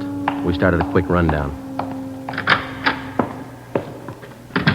You pulled the package on him? Yeah, here's the dope. Harold Best. Alias Harold Norris, alias Harold Thompson, alias Tom Norris. One term for armed robbery in Q. Got out 4 months ago. Ammo and description both match. How about the ex-con file? Did you check it? He's registered. Did you get a hold of his parole officer? Yeah, 2440 Excelsior Avenue, his rooming house. Well, that checks with the ex-con files. Parole officer says Best went to work 2 weeks ago at a filling station over on Vermont. Yeah? Doesn't seem to be able to hold a job. Quarrelsome, run himself into debt. I got it. Robbery, Romero. Yeah, right. That's all, huh? Yeah. Right, bye. Ray Pinker at the crime lab. They checked the slugs taken from the 2 victims. Yeah? They came from a .32 caliber revolver. Probably a Colt. Mm-hmm. Anything else? That's it. Not too bad a start. We've had worse. Yeah. Maybe we can make that phone call pretty quick. 2 p.m. Wednesday. Ben and I drove out to his rooming house at 2440 Excelsior Avenue, and we found that Herbert Best was still living there. We had the landlady show us his room. Besides the usual personal belongings, we came across nothing of consequence. After questioning the landlady, we drove to the service station on Vermont Avenue, where Best was supposed to be employed.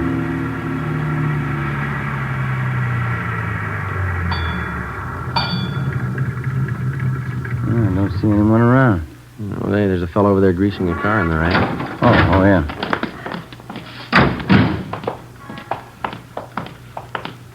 That looks like Best. Mm-hmm. Hey, fella. You. Yeah? Can you tell us if there's a Herbert Best working here? Sure, I'm him. Why? Police officers would like to talk to you. Yeah? What's the matter? Routine investigation. Got a few questions for you. Supposed to have this car greased up 3:45. What am I supposed to do, please? You're a boss. I'll find him, Joe. You got any heat on you? No. What's it all about? How long's this going to be? Couple minutes. Won't take more than a grease job. Put this thing in shape. Well, we'll wait for you. How'd you find me? That nosy landlady of mine? No, routine channels.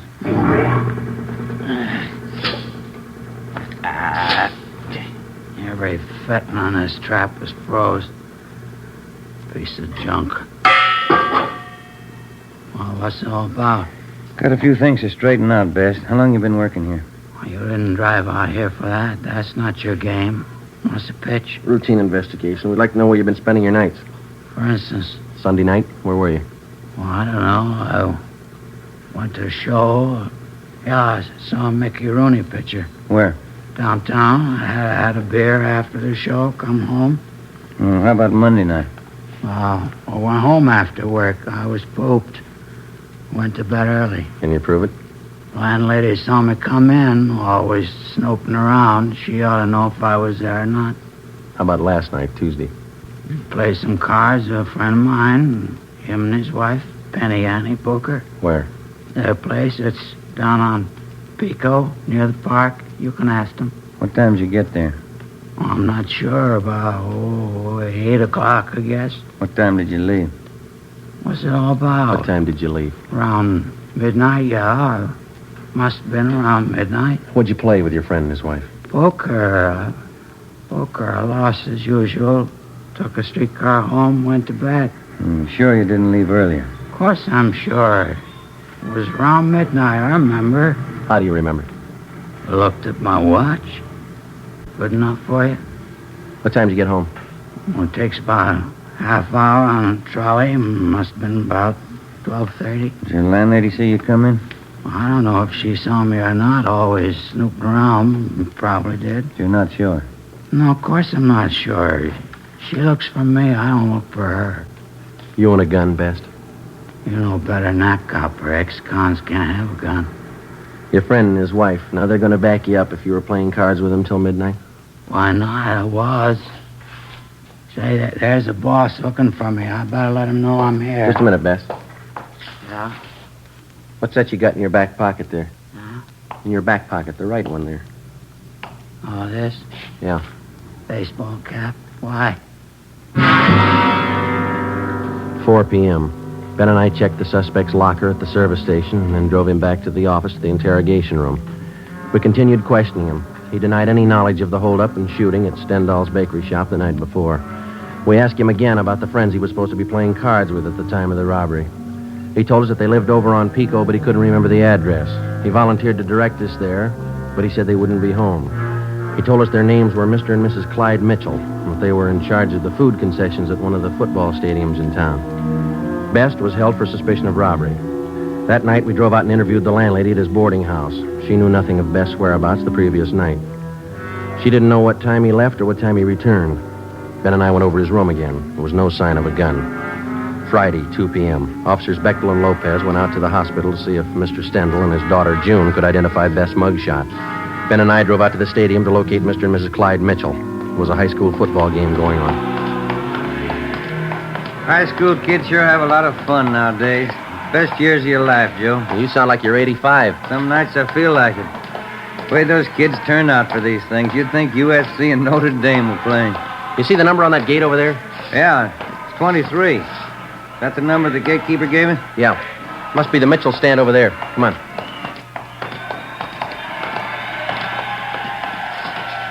Oh, miss, can you tell us where to find Mr. and Ms. Mitchell? Yeah, around back of the stand. You're knocking the door. Thank you. Yeah, come on in. You Ms. Mitchell? That's right. What is it? Police officers. I'd like to talk to you if you have a few minutes. All right. I'm having a bite of lunch, but come on in. Shut the door. Yes, ma'am. Thank you. Lousy food business. You never get a chance to feed yourself. Yes, ma'am. Hey, you care for some of these? New kind of potato chip. Revolutionary, it says. Oh? Mother Thompson's puff chips, flavored. Get all kinds, see? These here are a combination, see. Garlic and eggplant. Sure tastes different. Have some? No, thank you very much. I would. Thank you. See, we're inquiring about a friend of yours, Ms. Mitchell. Maybe you can tell us something about him. Oh, who's that? Man by the name of Herbert Best. Herb, yeah, old-time friend of my husband's. What do you want to know? You see him quite often, do you, Miss Mitchell? Once, twice a month. Clyde and I play cards or go out bowling with him. Herb's pretty good company. Uh-huh. When's the last time you saw him? Early this week, Tuesday, I think it was. Sure it was Tuesday. Yeah. It was. We played cards. Why? At your place? That's right, a little poker. Clyde and Herb and me. What time did Best get to your place, Miss Mitchell? Right after I finished up with the dinner dishes, around 7:45, I'd say. How long did he stay? A couple of hours. We sat around, had a few drinks, played poker, nickel limit. What time did he leave? Do you remember that? A little before 10, I think. I'm sure that, ma'am, is important. Sure as I can be. Must have left before 10 because Clyde and I listened to the 10 o'clock news alone. Then we went to bed right after. Your friend Best tells us he didn't leave your place until midnight. Oh, that's not right. There must be mixed up. He left before 10, I'm sure of that. All right, Miss Mitchell. Thank you. Say, I hope I haven't said anything I shouldn't have. I know Herb's an ex-con. Yeah, He likes to gamble. You're not checking up on him for Tuesday night, are you? that's right. You playing too much poker? We're not playing enough. 3:30 p.m. We located Mr. Mitchell, corroborated his wife's story, and then we went back to the city hall. Officers Bechtel and Lopez were waiting for us. They told us that they had seen Mr. Stendhal and his daughter, June, at the hospital. Both of them had identified Herbert Best's mugshot as that of the holdup man. At a show-up, Mrs. Stendhal and her daughter identified Best. We checked auto records for all stolen cars that might tie in. There were none. We then started to work on the theory that he had taken a bus from his friend's place where he had been playing cards to the Stendhal bakery where the shooting took place. Lopez and Bechtel rode the bus over the same route. It took 43 minutes. Plenty of time for Best to have gotten from one place to the other, even on a slow run. We interviewed the bus driver who'd been on duty that particular line Tuesday night between 10 p.m. and midnight. He identified Best as one of his passengers, but he didn't remember where he got off. The next morning, Ben and I met with Ed Walker, captain of robbery. Hi. How'd you make out? Just saw the deputy DA. Laid out the case for him. Yeah? We got the complaint. He'll be arraigned this afternoon. How strong a case you got? Well, each one of the Stendhal family identified Best. His alibi didn't stand up for Tuesday night. Uh-huh. And we got that bus driver. He tapped Best, too. And that blue baseball cap. All we need now is the holdup gun. I hate to spoil it for you. This letter just came through in the mail. Have a look. Thanks. What do you think? I read in the paper this morning about Herbert Best. You got the wrong guy. I'm the one who held up that bakery. Every detail about that robbery's written down in that letter. The information wasn't in the newspaper story. Nobody else but the holdup man would know all those details. Yeah, wait a minute. Listen to this. Yeah? If you don't believe I'm the right man, I'll shoot up a couple of more jerks. Next time, I'll kill him. It's no crank letter. No, it isn't. You got the wrong man.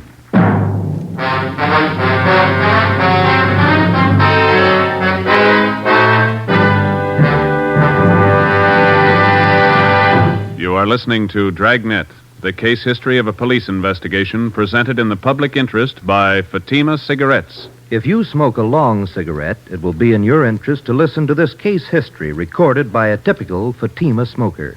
Hi there. My name is Bab Beckwith. Bab, that's short for Bethany Ann Beckwith. I live in New York City and I'm a fashion stylist. The other day at a showing of the new fall styles, I ran out of cigarettes. A friend of mine, a designer, introduced me to the new long Fatima. I really wish someone had told me about them sooner. Fatimas are a lot milder than the cigarettes I've been smoking, and they have a delightful flavor, too. I'm very glad to recommend them to you, because I know from experience it's wise to smoke extra mild Fatimas. And more smokers every day are finding that out. Actual figures show extra mild Fatima has more than doubled its smokers coast to coast. So enjoy extra mild Fatima yourself. The king-size cigarette, which contains the finest Turkish and domestic tobaccos, superbly blended to make it extra mild. You will prefer Fatima's much different, much better flavor and aroma. You will agree. It's wise to smoke extra mild Fatima. It's wise to smoke extra mild Fatima. The best of all long cigarettes.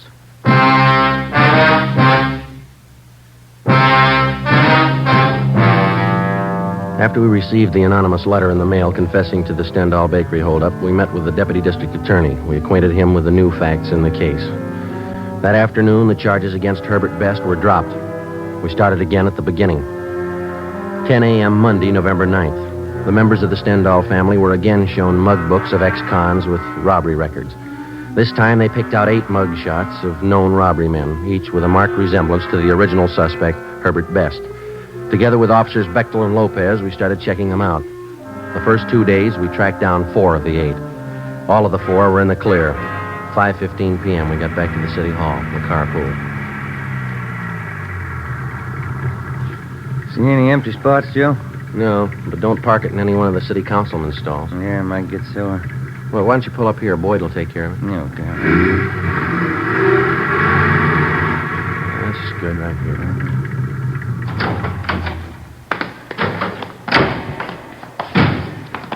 Doggone it, I knew there's something I forgot to do. What's that? Oh, they had an underwear sale today. That place down in South Fig, shorts, T-shirts. Wife told me to be sure and get down there. Well, that'll be another one.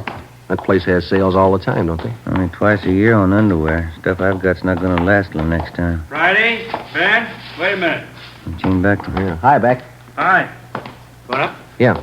How'd you make out? 2 men we checked were clean. We picked up something 77th Street station, though. Now, go ahead, Ben. Uh-huh. Hey, watch that elevator door, Joe. Yeah, I'm sorry. Well, what's with 77th Street? Oh, a couple of men in traffic out there covered an accident this afternoon. 91st and Central, hit and run. That's so? And one of our traffic cars saw the collision, took out after the guy. Chased him 10 blocks. Mm-hmm. And while they were chasing him, they thought they saw the driver throw something out of the car window. Yeah, what? I'm coming to that. When they finally pulled the car over, gray coupe, the driver told him his shoulder was wrenched in the accident. He was on his way to his own doctor. Mm-hmm. Our men took him to 77th Street, had the doc there look at him. Yeah. Well, the doc was treating the guy. Only one of the officers was in the room. Mm-hmm. When he turned to get a drink of water, the suspect slugged him, then the doctor. Jumped out of the window, got away. Teletype's out on him. He went to an awful lot of trouble to beat a traffic rap. Yeah, that's the way to impress the boys out there. They got out of broadcasting the guy, went back to the spot where they thought they saw the guy toss this thing out of his car when they were chasing him. Did it pay off? They found a .32 Colt revolver. Our Russ Camp's checking it now over in the crime lab. What did they say the man looked like? Description measures pretty close to our holdup guy. I'll get it. Robbery Friday. Yeah, just a minute. See you back. Oh, thanks. Yeah. Oh, yeah, Russ. Yeah. Okay, fine, right. Russ Camp checked the .32 revolver with the slugs in the Stendhal case. Yeah. Positive make. The gray coupe, which the unidentified suspect had been driving, had been checked out by traffic officers at 77th Street Division. They had found that the owner and driver of the car was a man named Bruno Stock, a 2-time loser with a page full of major and minor crimes to his credit. We checked his mama sheet, and we got out a broadcast on him in an APB. A stakeout had been placed at his last known address. We picked up a sandwich and a cup of coffee for dinner, and then we started checking out Bruno Stock's relatives and friends. By 6 o'clock the following night, we still had no idea where he was. A little after 9 p.m., we got a call from an informant who told us that a Tommy Josephson, a small-time thief and reputedly a friend of Bruno Stock's, wanted to talk to us. We found him in a small apartment over on West 6th. One thing I want to set you straight on. Bruno's no friend of mine. He's in on the heavy rackets. No heavy racket man's a friend of mine. All right, we got it. Now where's Bruno? He came here tonight, 6:15. Moved right in on me. Didn't even ask me. What do you want with you? Now, you remember, Bruno's no friend of mine. Yeah, we got that. Now, what do you want? A gun. He knew I had one. I keep it for self-protection. You can't trust these heavy men. Did you give him the gun? Give it to him. He took it. Shook me down like a rat. Made me go out and buy dinner for him. My own dough. Had to bring it back here from. Yeah. Bruno's no friend of mine. What he does with that gun is his grief. It's out of my hands. When did he leave here? An hour ago, I think. Maybe a little less. Shook me down like a rat. Real heavy guy. Where was Bruno going? I don't know. He's crazy. All them heavy guys are crazy. Talk like somebody with a paper head. Did he tell you where he was going? See a friend of his over in Dogtown. Guy runs a bowling alley. Bruno's going to borrow his car. What for? He's heavy, I tell you. Said he was going out on a heist tonight. Did he ever write you guys a letter? Why? Well, he told me he was going to prove what he wrote to you. Crazy. I didn't get it at all. Yeah. Said he was going out to kill a couple of jerks. 9:30 p.m. We got the address of the bowling alley run by Bruno Stock's friend, and we called the office. An alert for the suspect was broadcast immediately. Together with Gene Bechtel and Lopez, we drove to the bowling alley. Ben and I went in. Bechtel and Lopez covered the outside. Where's the good crowd. I wonder where they do business. I don't see any counter. No, neither do I. Oh, yeah. There it is. Way over in the corner. Oh, yeah. There's nobody behind the cash register. How about that fellow in the white T-shirt standing by the cigarette machine? Yeah, looks like he works here. Let's go. Joe, guy with him. Just turned towards Bruno, come on. He sees us. He's going for the back. All right, you, let's hold it up. Come on. He ducked in there to the right, Joe. Down behind the alley. Hold it up, Stock. The window, Joe. Went right through it. Come on. Here. There he is. Get out. Joe! He's in there, Beck. Cover the front. Right. Over the fence, Joe. There he is. All right, give it back. Yeah. Come on.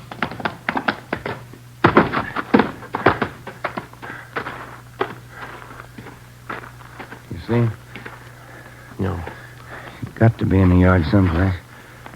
Yeah. Where'd it come from? I can't see. Keep down. Back stairs of that house. There he is. Give it up, Stock. All right, mister. You tag him. Come on.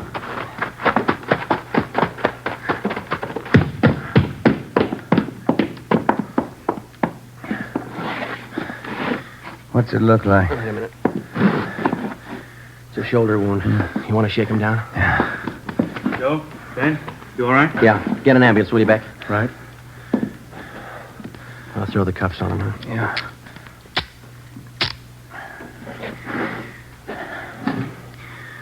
Well, that's it, Joe. Yeah. Where you going? I got a phone call to make.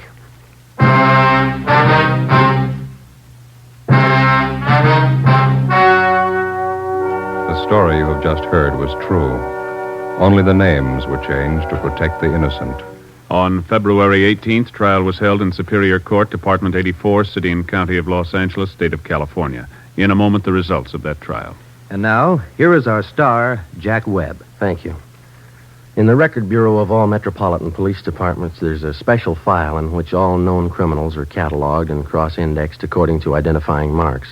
Marks which help the working detective. And so, with the cigarette, the outstanding identifying mark of Fatima is quality. The careful selection and blending of only the finest Turkish and domestic tobaccos to make Fatima extra mild. Now, if you're a long cigarette smoker, you'll find, like I did, that every pack is extra mild. You'll find it's the best of long cigarettes. Smoke Fatima.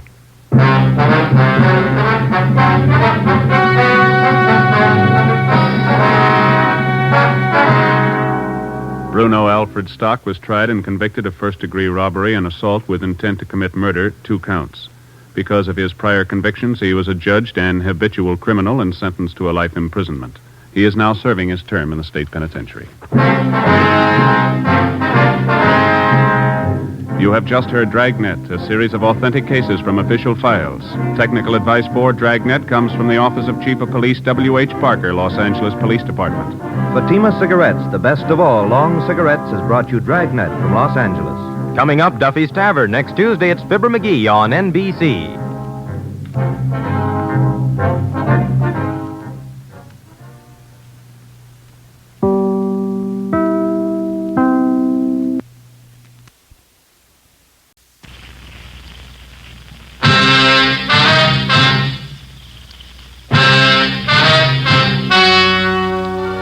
The story you are about to hear is true. Only the names have been changed to protect the innocent. Fatima Cigarettes, best of all long cigarettes, brings you Dragnet.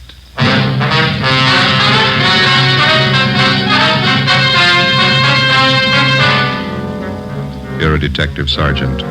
You're assigned to narcotics detail. A gang of veteran dope peddlers moves into your city. They offer $100,000 worth of heroin for sale. They make their contacts. They're ready to do business. Your job, stop them. You'll be amazed when you compare Fatima with other long cigarettes. Buy a pack of Fatimas. You'll find they now cost the same. Light a Fatima. Your first puff will tell you... Ah, that's different. Yes, what a difference. In Fatima, the difference is quality. You see, Fatima is the quality king-size cigarette because it contains the finest Turkish and domestic tobaccos superbly blended. And Fatima is extra mild with a much different, much better flavor and aroma than any other long cigarette. Because of its quality, its extra mildness, its better flavor and aroma, Fatima has more than doubled its smokers coast to coast. Try comparing Fatima yourself. Fatimas now cost the same as other long cigarettes, but your first puff will tell you... Ah, that's different. Yes, in Fatima, the difference is quality. Ask your dealer for Fatima, the quality king-size cigarette. Best of all long cigarettes. Start enjoying Fatima tomorrow.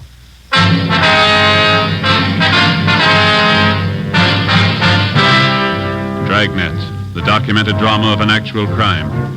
For the next 30 minutes, in cooperation with the Los Angeles Police Department, you will travel step by step on the side of the law through an actual case transcribed from official police files. From beginning to end, from crime to punishment, Dragnet is the story of your police force in action.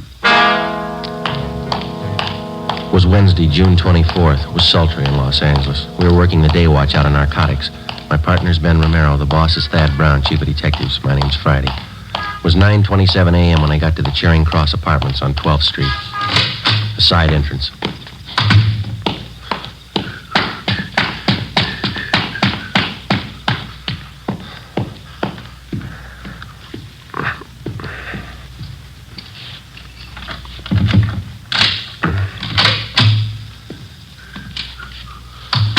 Hi. Hi. Anything doing? Nothing. How's the bug working? Better. One of the fellows in the crime lab came out and fixed it last night, went next door and replaced the microphone. I'm getting real sour on this detail, Joe. Well, here, let me take over for a while, huh? Yeah, you bet you. Here. My ears feel like a couple of baked cauliflowers. 2 solid weeks holed up in this place with a pair of earphones on. Yeah. What do we got to show for it? That woman next door hasn't even mentioned narcotics in 2 weeks. All she does is eat, sleep, and play solitaire. Goes out for groceries once in a while. Hold it. Somebody ringing the buzzer next door. First visitor in a week. Yeah. Just a minute. Yes? Your name is Maywater. That's right. What is it? I talked to a friend of yours, George. Thought it might be a good idea if I looked you up. What do you want to see me about? Well, it's business, Miss Washburn. Could we talk inside? All right, come on in. Let me plug in these earphones, Joe. Yeah, go ahead. I'd like to introduce myself, Miss Washburn. My name's Howard Scully. You and George were former associates, I understand. We worked together a little. What can I do for you? Well, George and I are old friends. We were in business in Hong Kong before the war. He's a nice fellow, George. I have a date downtown in half an hour. I don't have much time to talk. Sorry, I didn't realize you were in such a hurry. I'll get right to the point. Yeah. My business partners and I just came up from Mexicali a few days ago, and we have some merchandise that's ready for the market. It's good quality. That's what I hear. I contacted George, thinking he might introduce me to some prospective buyers. He said he didn't want to handle any merchandise at this time. Why not? Oh, it's something about the police. They seem to be watching him. He just didn't want to take any part in any business venture. Just get it. And George gave you a bum steer sending you to me. I can't help it. Well, you haven't heard my proposition. I don't have to hear it. Count me out. I don't fool around with junk, any of it. It's a tough rap out here. Well, if you'll just listen to my proposition, Miss No. Washburn. Please, I'm not asking you to be involved. I'm a perfectly safe and legitimate transaction in mind. You'll be well paid for your time and effort with no risk whatsoever. Yeah, I know. All you big connections make it sound good. George tells me you're acquainted with the right kind of people. People with money. That's the kind of people that my partners and I want to meet. Now, all I'm asking you to do is introduce me to a few such persons for our mutual benefit, and then you just leave the rest to me. Yeah, it's still too much. If I gave you an office to a buyer and you were caught, they'd get me for conspiracy. No, there's not I've gonna seen too much of it, Scully. It's no sale. Well, you'll just have to believe me, Miss Washburn. No one's going to be caught. Now, we work in an entirely different manner. The police haven't any idea of our method of operation. We've tested it in 6 big cities in the Orient. And not once did it fail us, and I tell you, it's not going to fail us here. It's your story. Well, it's... I'm not chancing a rap to prove you're wrong. Well... Here, do you want a cigarette? Yes, thank you. No, that's right. Okay.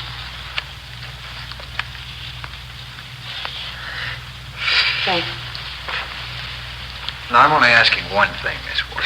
An introduction to the right party, and that's all. Now, you know my reputation. I'll make it well with your wife. If the connection is right, you can live on your take for the rest of the year.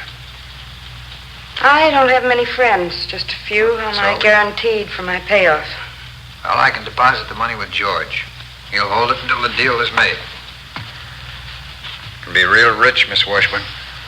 Come on, what do you say? An introduction, that's all. That's all we'll need. Our product speaks for itself.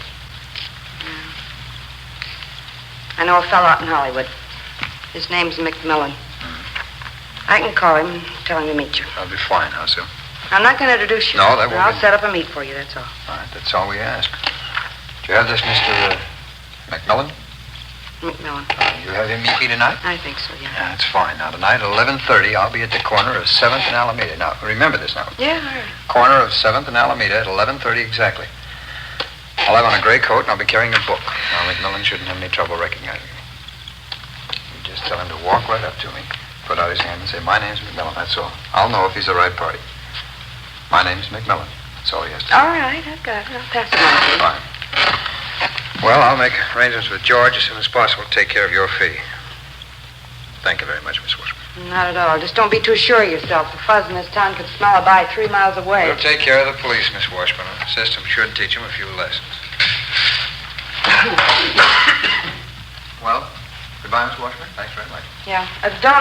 Don't come here after this. Call me on the phone. Certainly. Goodbye.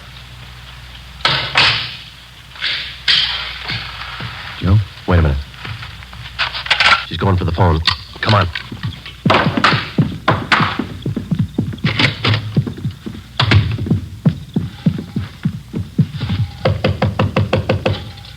Just a minute. Try the door. It's locked.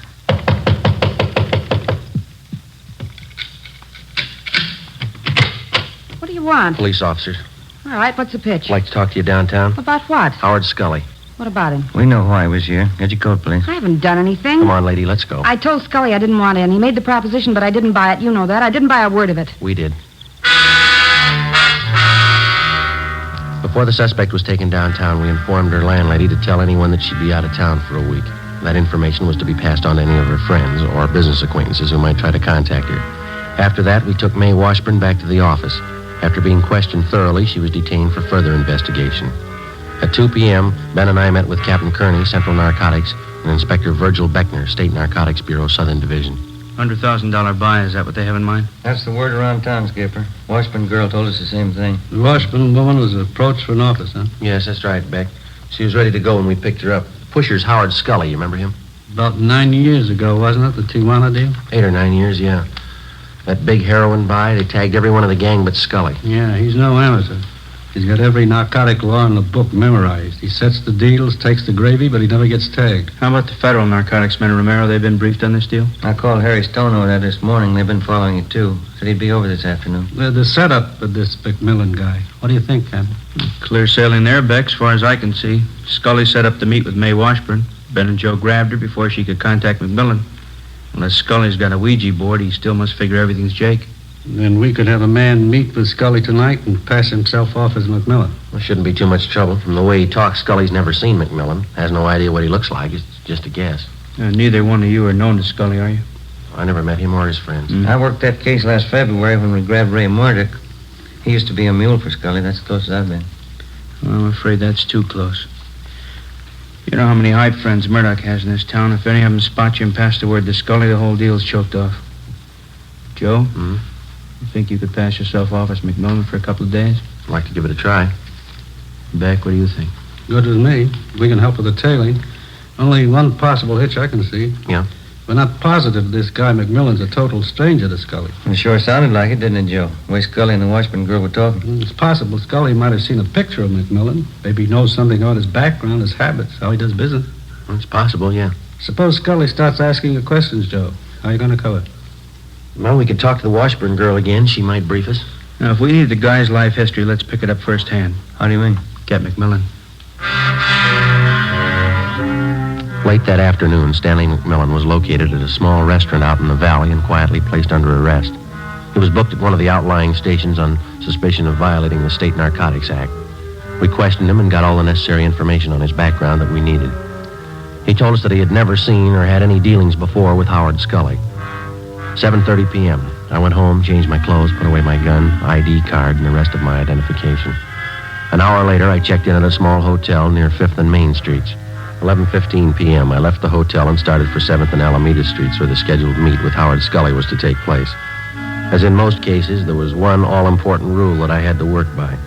If the suspects were to be arrested and successfully prosecuted, we had to get them with narcotics in their possession or under their control. And one of the first things that the working detective learns is that dealers such as Scully rarely do the actual handling of narcotics except at the actual moment of sale. If the officer fails to make an arrest at that moment, the odds are stacked heavily against the conviction of the narcotics criminal. 11:30 p.m. I got to the corner of 7th and Alameda Streets. I walked up to a man standing by a lamppost. He was short, heavily built, dark hair, dark eyes, and a small scar on his chin. He had on a gray coat, and he carried a book under one arm. I put out my hand. Yes? My name's McMillan. Oh, glad to know you, Mr. McMillan. My name's Scully. Who are you? Understand we have mutual friends, is that correct? That's what I'm told, yeah. You're from Louisiana originally, New Orleans. No. Oh, that's so? Thought you were from Louisiana. Missouri, St. Louis. Oh, I see. I suppose we go for a drive, huh? My hotel's down on 5th. We could talk there. Oh, I think my car would be better. I can't afford to waste time. I got customers waiting. Oh, you can believe me, this won't be a waste of time. I'm prepared to do business. All right, let's go. Fine.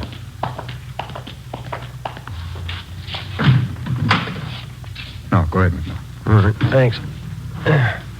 Oh, will you raise that handle on the other side so I can get in? Yeah, sure. Fine. Thank you.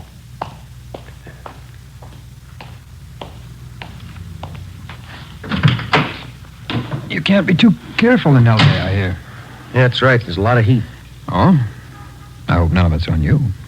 Don't worry, I'm clean. No tumbles. Would I be here if there were? I got customers to protect. Good customers. Fine. You know, maybe we can do business. How much can you handle? How much you got? Well, how about 10,000 worth? Standard rate, full measure. Hardly cut at all.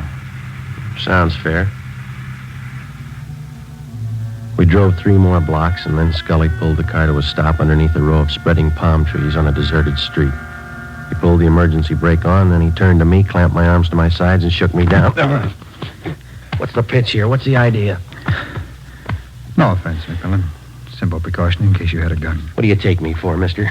I'm not used to doing business this way. That might go real great in the East, but it's nothing out here. Oh, no. I said no offense. This is a hot town. You could be a fuzz. You can't be too careful. You know that. Yeah, well, you don't have to pull that careful stuff with me. Who set up this meet, anyway? Mae Washburn. All right, if you can't trust her, you can't trust me.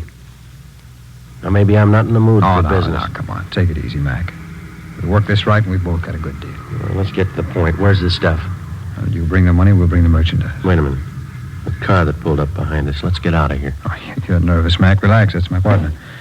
Come on, I'll introduce you. All right.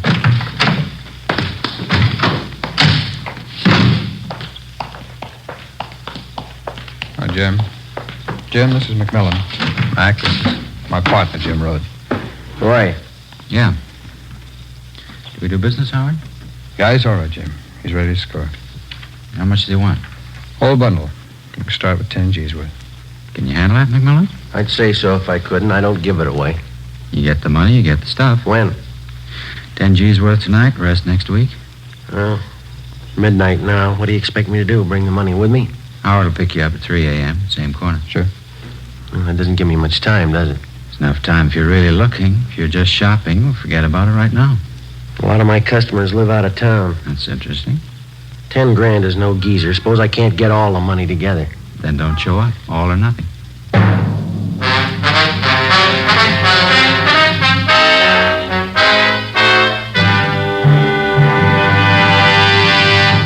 You are listening to Dragnet, authentic stories of your police force in action. Oh, no. Ah, that's different. Yes, what a difference. There's a difference you can hear, there's a difference you can see, but the difference in Fatima is quality. Yes, friends, when you compare long cigarettes, you'll find that in Fatima, the difference is quality. Quality of tobaccos. the finest Turkish and domestic varieties, extra mild and superbly blended, to give you a much different, much better flavor and aroma than any other long cigarette. Quality of manufacture. Smooth, plump cigarettes rolled in the finest paper money can buy. Quality even to the appearance of the bright, clean yellow package. Carefully wrapped and sealed to bring you Fatima's rich, fresh, extra mild flavor. Fatima's cost the same as other long cigarettes, but your first puff will tell you... Ah, that's different. Yes, in Fatima, the difference is quality. Ask your dealer for Fatima, the quality king-size cigarette. Best of all long cigarettes. Start enjoying Fatima tomorrow.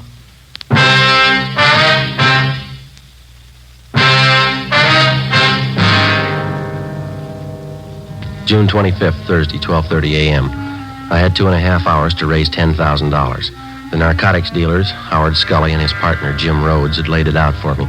Either I had the money by 3 a.m. or there was no deal. If it failed to come off, our plan to trap the narcotics gang would be worth nothing. Rhodes and Scully could possibly find another buyer without our knowledge, make a deal, and flood the market with their store of narcotics. I knew it'd be impossible to get the $10,000 together. We had only one alternative. Fake our way as best we could. I went back to the hotel, put a call through to Captain Kearney at the office, and told him what had happened. He went to work on it. From the Narcotic Details Emergency Fund, set up for such purposes, we got together $600. From Chief of Detectives Thad Brown, Deputy Chief White, the State Narcotics Bureau, and anyone else available by phone, we succeeded in rounding up another $350. 2:30 a.m. The money was tied in 2 small bundles, with hundreds, 50s, and 20s on top. $1 bills were sandwiched in between. The 2 bundles were placed in a briefcase and delivered to me at the hotel on 5th Street. A gun was also in the briefcase. I took it out, put it in my pocket, closed the briefcase. 2:45 a.m. I left the hotel with the money and started for the big meet. 3 a.m. 7th and Alameda. McMillan, how are you? Scully? We're down this way. You have the money? Well, your pal said all or nothing. I got it. Let's have a look. How about the merchandise? We can check it in the cards right down here. Rhodes? All right. The money? Yeah, that's right. I got the money. Now, how about a look at this stuff? I'd like to know what I'm buying. We can stop on the way for a sample. Okay, Howard.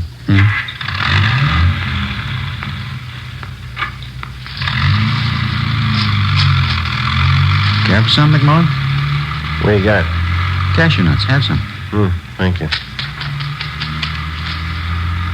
There's lots of heat in this town. Cops as thick as flies. Yeah, that's right. Rough time. I gotta be careful. What's the reason, anyway? When to start? Well, about 6 weeks ago, Bulls tagged some high school kids. Half dozen of them. Huh? What for? Well, they were regular hypes. Just punks, 18-year-olds. A couple of them were 17. Young squirts. Yeah, and the heat's gonna get worse. One of the punks cashed in yesterday. Read it in the paper. Overdose. Not gonna help business. Well, I'll tell you one thing. I'm playing it close. I got good customers, and I'm not gonna risk my neck. How much stuff you think you can handle a month, McMillan? No thanks, no more. Oh, I got about 30 mainliners. They're regular and they're sure. 8-10 ounces a week, but they like good stuff, no alley hype junk. Howard must have told you it's all we handle, good stuff. If it goes right, we could make it a permanent connection with you. Well, I'd like to see what you're offering first. We'll have a good look. All right, Howard, you know where to pull up. Yeah.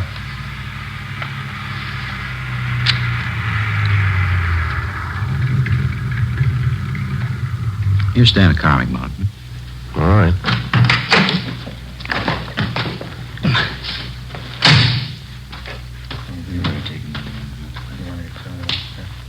Yeah.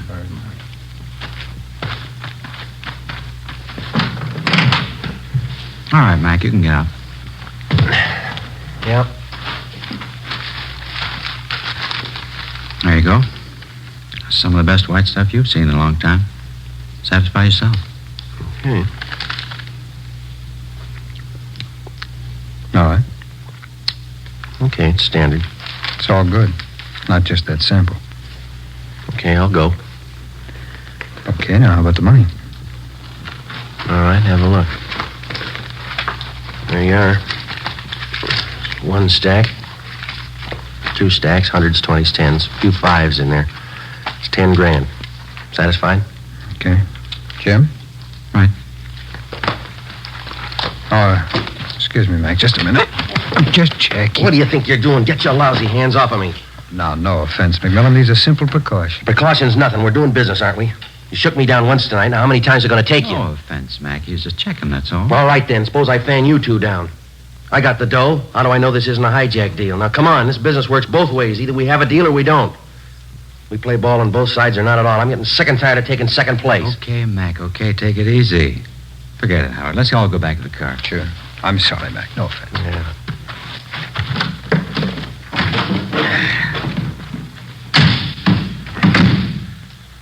Okay, let's close the deal. Where are we going to go? Don't worry, it's a safe place. Okay, Howard.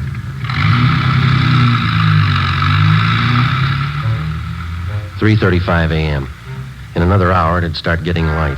I knew they'd planned to have the buy take place before then. According to our plan, Ben and Sergeant Hunt, along with the other team of men from the State Narcotics Bureau, they were to tail us to the place of the meet and move in on a signal from me when the buy was actually in progress. 3:45 a.m. Scully drove out North Figueroa onto Pasadena Avenue and turned right onto Avenue 43. We headed up Montecito Drive. The area became more deserted. There were no homes around, no buildings of any kind to provide cover for anybody that might be following. Somewhere below, we could hear the rattle of a freight train on its way to the Southern Pacific yards. Off in the distance, I could see the lights of the city. They looked pretty far away. Scully finally pulled the car to a stop on the crest of the highest hill in the area. We got out.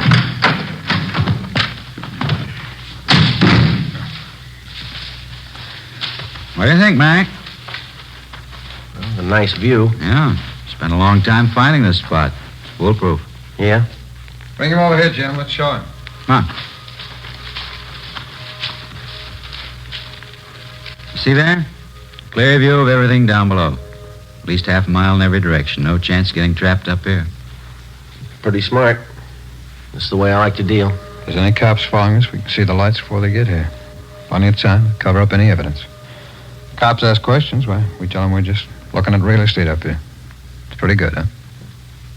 Well, I gotta hand it to you.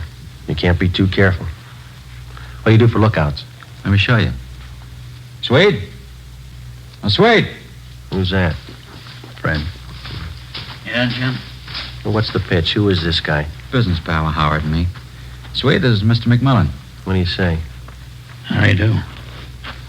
Look, how many people do you need to make a buy, Rhodes, huh? Swede's a lookout. It's a big fella, isn't he? We got enough people here for a Sunday picnic. We need a lookout. You just got finished saying it. We can't be too careful. Well, come on, let's wrap it up. Where's the stuff? Swede, you want to get it? Okay, Howard. How far does he have to go? Close by. Stuff was put away down in the tall grass. Nobody ever found it. It's a good idea. I like the way you operate. Swede will have the stuff for you in a minute. Well, how about the money? Should we count it? Rather wait till Swede gets back. Okay. Let's wait for the car. Can't beat this spot, can you, McMillan? No, it's good. You had no idea how much time we spent looking for it. You did real good. Yeah. Here you go. Okay, thanks. Now the money, Well, how about counting it out here, huh? I'd feel better keeping an eye on that road down below. Okay, good idea. Well, let's count it, Mac, huh? Yeah, all right. Here you go. There's one bundle, and there's the other. I'll count it, Jim. Yeah, snap it up. We've been here long enough already. 1, 2, 4.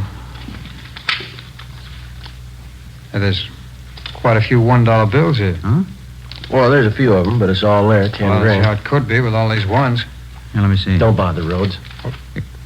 Here, what are you trying to pull? All right, get away from the car, Scully. You too, Swede. Put the gun down, Mac. You won't get away Get with your it. hands behind your head. That means you too, Rhodes. Nobody's hijacked us, McMillan. You're not going to be the first one. It's no hijack, mister. This is a pinch. He's a fuzz. He's a lousy fuzzy. I knew I should have found him again. Shut up, Howard. You know we can square this with you, Mac. 5 grand cold cash, no questions. You're talking to yourself, Rhodes. I'll make it 10. 10 grand cash. Now, you can't afford to pass that up. Come on, how about it, Mac? You're human just like we are. You can use the dough. You keep your hands behind your head, mister. Use some sense, copper. A Swede's as strong as a horse. I could put him on you, he'd break every bone in your body. You're gonna have to get past this gun first. You're not going to stop all three of us. How do you think you're going to get back to town?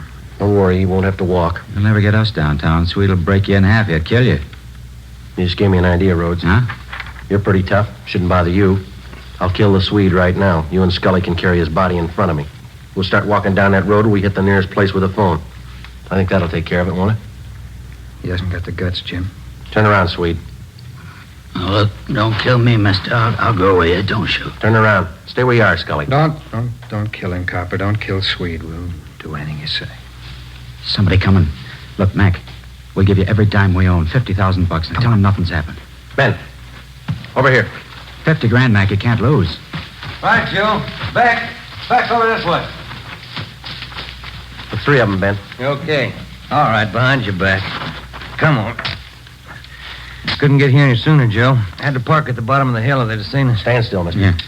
We circled around on foot and climbed up through the grass. I was beginning to think I lost you. All right, you two. Get him behind your back. Back. Hi, Joe. Here's the junk right here. These two packages. Good. That ought to sew it up. Look, talk it over with your partners, huh? $50,000. You do the right thing, it's all yours. How about it? 50 grand you can't lose. What they talking about, Joe? But they got a big deal. They'll give us $50,000 if we let them go. How about it, Tex? You could use the dough, new car, new house. Just forget you ever saw us. Easy as that. 50,000 cash. What do you say, Tex, huh?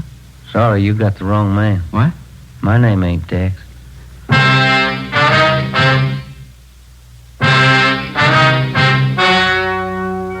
The story you have just heard was true.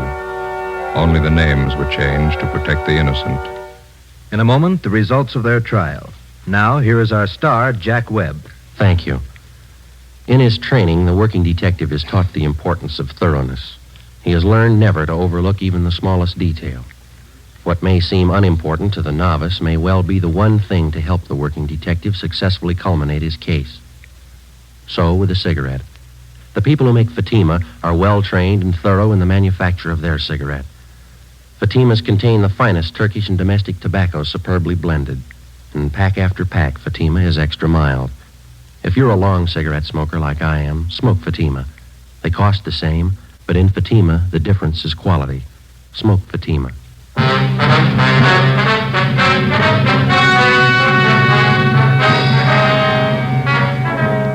Mae Washburn, Howard Lewis Scully, James Henry Rhodes, and John Swede Nelson were tried and convicted. They received their sentences as prescribed by law and are now serving their term in the state penitentiary.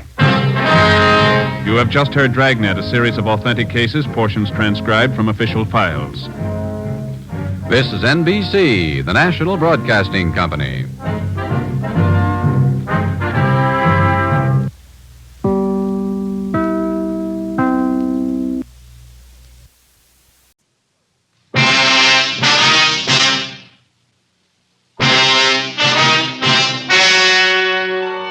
The story you're about to hear is true. Only the names have been changed to protect the innocent. Fatima Cigarettes, best of all long cigarettes, brings you Dragnet.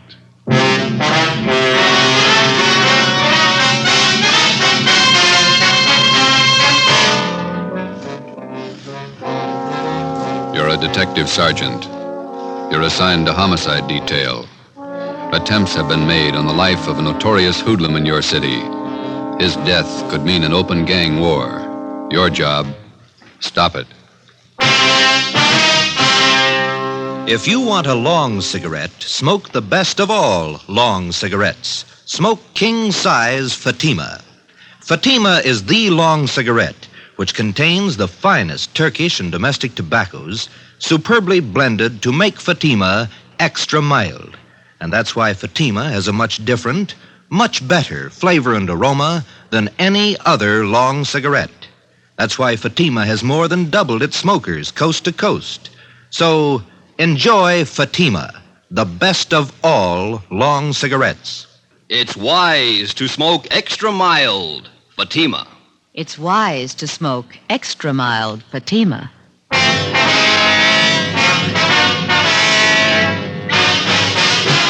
Dragnet, the documented drama of an actual crime.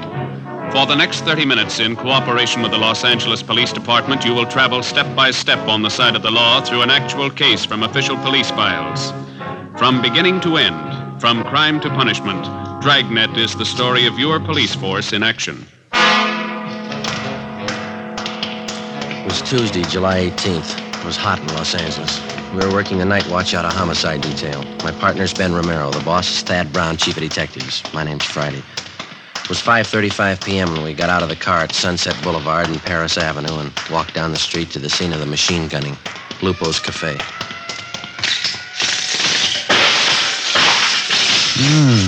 Look at that, Joe. Yeah. Ripped out the whole front of the place. Yeah. Hi. Yes, sir. Romero and Friday, homicide. Oh, I'm Sheldon from Hollywood Division. Taylor and I picked up the call in our car. Nobody hurt. What's the story? Just a second. It's Captain Elliott. Hold it a minute, will you, Sheldon? Hi. Hi, Captain.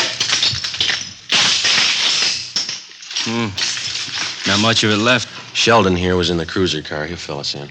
All right. The intended victim was Gus Valentine. He's over there with Taylor, my partner. Yeah. According to Valentine, he stopped in the restaurant here for a drink. He was in there about 15 minutes, came out to hail a cab, and this car came around the corner. Down there, Sunset and Clayton. They whipped by close to the curb and opened up. I've got the laundry there on one side of the place and a dry cleaning joint on the other side. Yes, sir, miracle, but nobody was hit. You get anything on the car? Nothing so far. Happened so fast, nobody got a good look at it. How about Valentine? Does he have any ideas? I don't know. Taylor's getting the information. Nobody saw anything? Any witnesses? Yes, sir. A couple. Newsboy Tim Benson, the lady in the dry cleaning place, Agnes Rebard. Neither of them got a license number. Okay. I'd like to talk to Valentine. Sheldon, keep the area clear, will you? Lab men are on their way out. Yes, sir. Come on.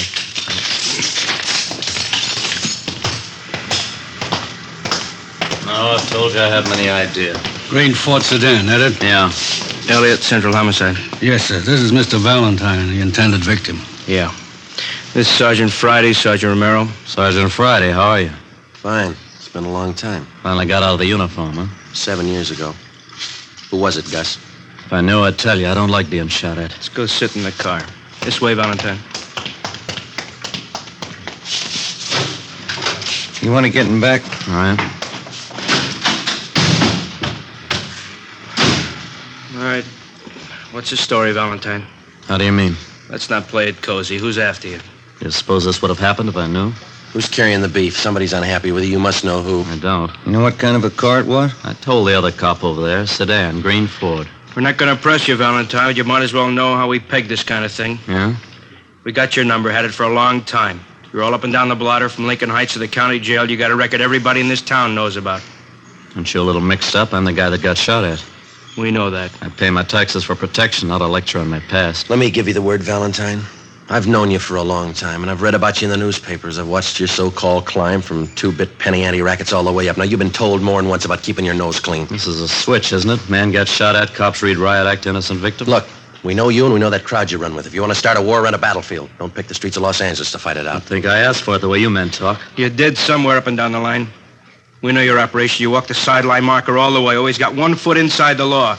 When you make yourself a target for some punk's machine gun, that's where you step outside. Well, what are you going to do, eat me out and let the man with the machine gun get away? We'll get him, whether you want to help us or not. We just don't have the time to run around jamming a cork in the barrel of every gun in town. Before you get out of this car, let this sink in. There's not going to be any innocent people cut down by bullets that were meant for you. Oh, I get it. My tax money's no good, huh? I pay a bigger chunk than most of the clouds in this town. You haven't got a clear title to the city yet, and until you do, don't set up a shooting gallery. Now, what do I do, dig a foxhole till you get ready to tab whoever's taking pot shots at me? You can tell us who it is. You got all I know. Don't you think I'd want him picked up? I think you're a liar. I think you better square your beef and knock off this gangster stuff. There's not going to be any more of this kind of thing, understand? That's the trouble with civil service. It makes a big man out of you $200 a month. I've never passed an exam, but I keep in step. You missed the first one, from the gutter to the sidewalk. Almost without exception, every city in the United States has its Gus Valentine. These men remain out of custody, not because of any lack of law enforcement, but because of their ability to hide behind the laws which are designed to protect the innocent and use them to their own advantage. They operate allowing only the thinnest margin possible between themselves and the state penitentiary. We drove back to Central Division. At 6:18 p.m., we were called to the chief of detectives' office. He wouldn't give you anything, huh? Not a thing. Usual line of smart talk. Who's ever after him meant business. Those storefronts were a mess. Yeah, they won't quit now. Just a minute. What's that intelligence number? 2821. Oh, yeah.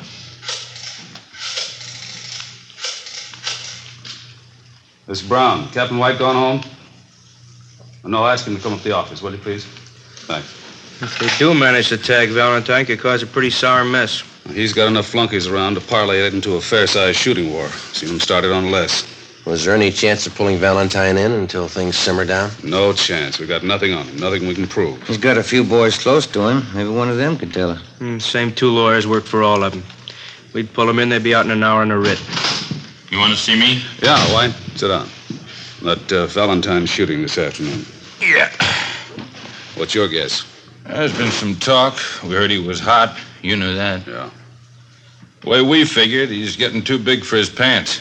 He's coming up fast. Stepped on a lot of toes on the way. Shouldn't be too tough to find out why. That's half of it. If we get that much, maybe we can find out who. You got a big field to pick from. I can find you a dozen possibles. Well, we don't need a dozen. All we want are the ones in that car this afternoon. Who do you figure, Captain White? Well, I kind of go along with Joe. Like I said, I think maybe we'll be able to peg why a little faster. And we can go from there. All right. Well, let's take what we know about the guy. Let's just take this past year. We know he's got more than a good share of the Mexican narcotics traffic. That means he's taking business from the Eastern Syndicate. That makes one of those boys a candidate. That's right. And there's the pinball machines. He's given Big Ernie Jacobs and Monk Watson a big push on those. That puts them in the running. That's a long list. The horses, fancy poker games, prostitution, the works. He's squeezing them all. A lot of guys could be shooting at him with a machine gun. Where do we start? Legwork, lots of it, fast. We'll start nosing around, see what we can pick up. Friday, you and Romero can give us a hand there. Yes, sir. All right, with you, Elliot? Fine. I don't have to tell you, we've got to move as quick as we can. We've got a lot of places to hit, and we haven't got too much time. We'll keep Valentine under surveillance to make sure he doesn't try to square things with a gun. Yeah. This is one the taxpayers wouldn't understand. Yeah. Trying to keep a guy alive that'd be more dangerous dead. Wednesday, July 19th. Ben and I started making the rounds to find out why someone was out to get Gus Valentine. Captain was right. The list of his enemies was long. For 2 days, we talked to gamblers and bartenders at the usual hangouts. The few slim leads we picked up led nowhere. Saturday, July 22nd, we met with one of Ben's informants, a bar boy at a cafe out on Santa Monica Boulevard. That's him over there at that table. Oh, yeah. Jerry? How are you? Hiya, Ben. Grab a chair. You know my partner, don't you? Sure. Sit down, Joe. Hi. Want a beer? No, thanks. We're working. Coke? Okay. Well, one's enough. We'll Here split you it. go. Okay. It's good and cold.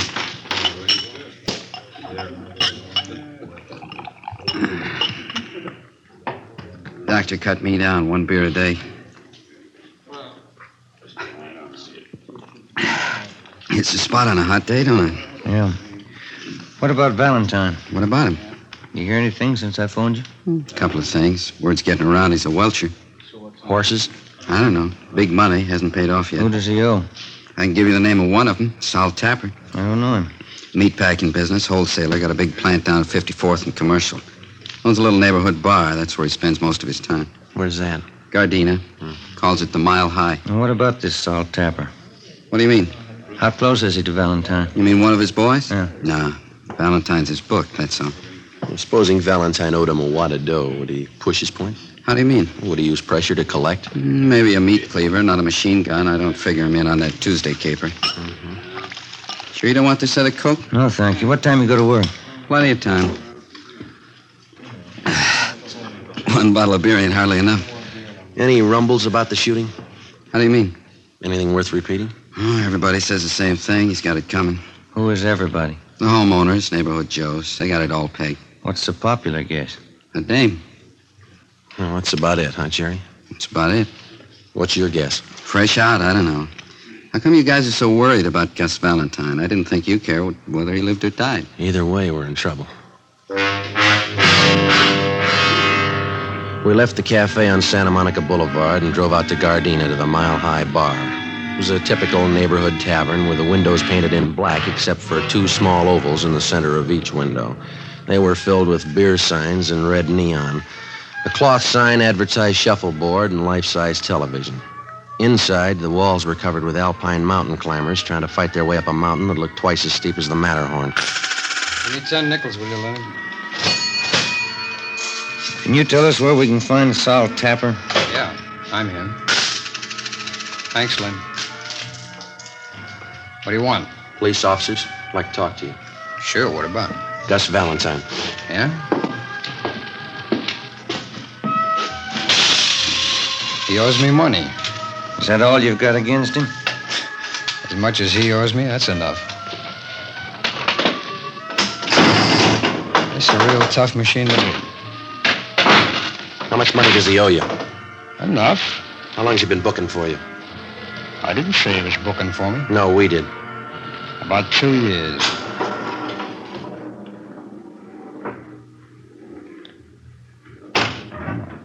Come on.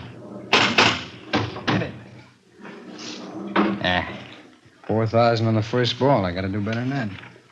Where were you Tuesday afternoon? At the packing house. Can you prove it? Would I say it if I couldn't prove it?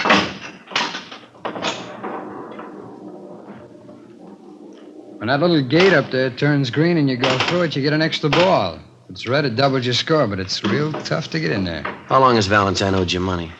Oh, a little over a week. When did he say he'd pay you? He didn't say. Said he was trying to raise the dog. You're the only one he owes?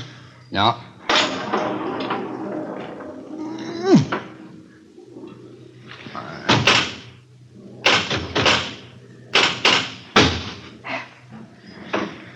There's a couple of more guys in town. You know who they are? No. How do you know he owes somebody besides you? I heard. Did he say why he hasn't paid up?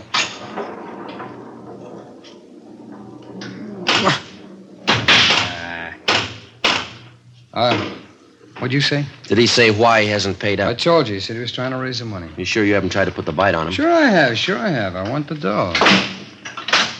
But I didn't gun him. Somebody did. Yeah, I know. It wasn't me. You had a reason. It's a lot of people. Yeah. We're looking for the one with the machine gun. Well, I can't help you there.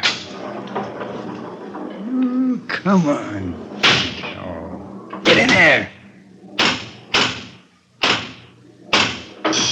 Hey, look at that. Free ball. 26,000. That's a real tough machine to beat. Where did you say you worked Tuesday? At my packing plant, 54th and Commercial. Okay. How long have you known Gus Valentine? About 4 years. I met him at a party out in Hollywood. It's the first time I've ever known him to welch. Mm-hmm.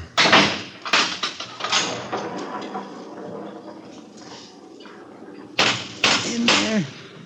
Now. 27,000. I'm not doing so good, am I? I don't know. It depends on where you were Tuesday. 12:30 p.m. We talked with the superintendent of Tapper's meatpacking house. He told us that Sol Tapper had been there all day when Gus Valentine was shot at. We talked to several employees of the plant. They corroborated his story. We checked Tapper out and found him to be a fairly respectable businessman who gambled a great deal on the side, but we felt reasonably sure that he had no part in the shooting. We knew that if we could run down the others to whom Valentine owed money, we'd be closer to finding out why he was being shot at and eventually get to the right man.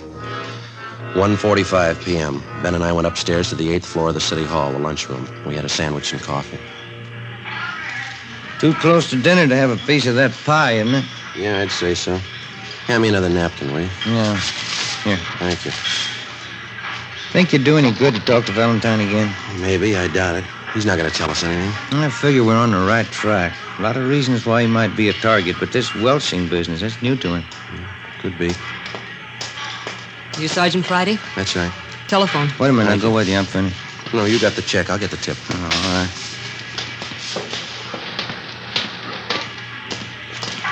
Slide that phone over, will you? Oh, yeah. Thank you. Friday. Elliot, come down to Chief Brown's office right away. Yes, sir. Let's go.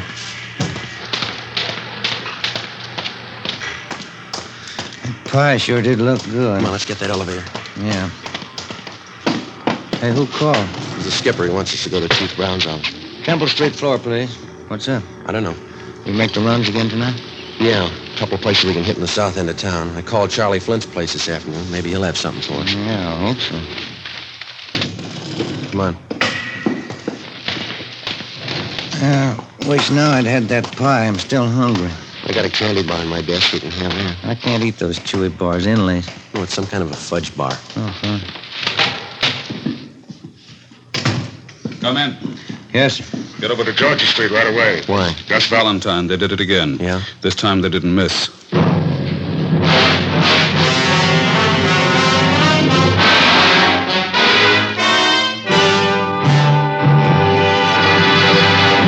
Here's step by step all the reasons why Fatima has more than doubled its smokers from coast to coast. Step 1. The name Fatima has always stood for the best in cigarette quality. Step 2. Long cigarette smokers discover Fatima has a much different, much better flavor and aroma. Step 3. Long cigarette smokers find Fatima extra mild. Fatima is the long cigarette which contains the finest Turkish and domestic tobaccos superbly blended to make Fatima extra mild. And that's why more and more smokers every day agree It's wise to smoke extra mild Fatima. It's wise to smoke extra mild Fatima. Yes, the name Fatima on that golden yellow package is your insurance of an extra mild smoke. So enjoy king-size Fatima, the best of all long cigarettes.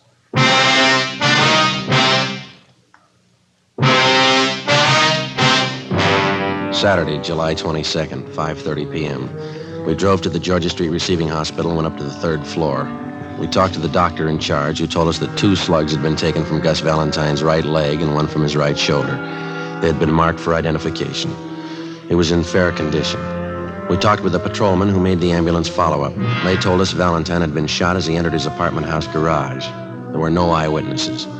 We went in and talked to Valentine. You told the officers that the guy who shot you was on foot. Yeah.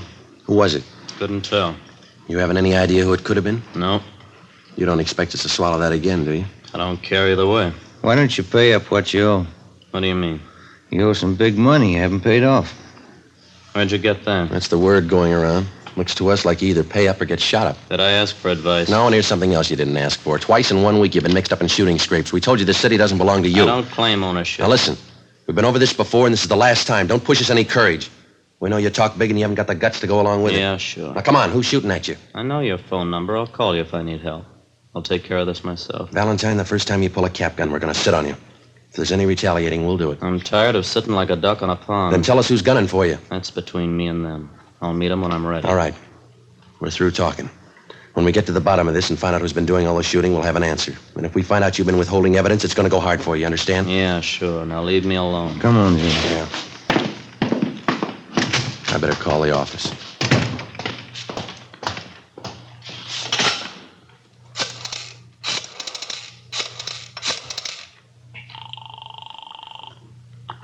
Homicide, Graham. Captain Elliott there? I'll see. Captain, will you take 2? Elliot, This is Friday, checking in on the Valentine thing. what's the story? Couldn't get anything out of him. He isn't hurt bad. Right leg and shoulder. All right. Here's something you can run down. Yeah? Got a tip from White in Intelligence. He's got a man out at Freddy's Fish and Chips on Slauson. Says a couple of guys in there blowing off about Valentine. Who are they? Billy Keel and Tony Farrar. They're not on Valentine's team. That's right. White's man says the party's getting rough out there. You, Romero, better follow up on it. Right? Another thing, if it looks like anything, you better bring him in for questioning. Okay. Check me when you get in. Right. Let's go.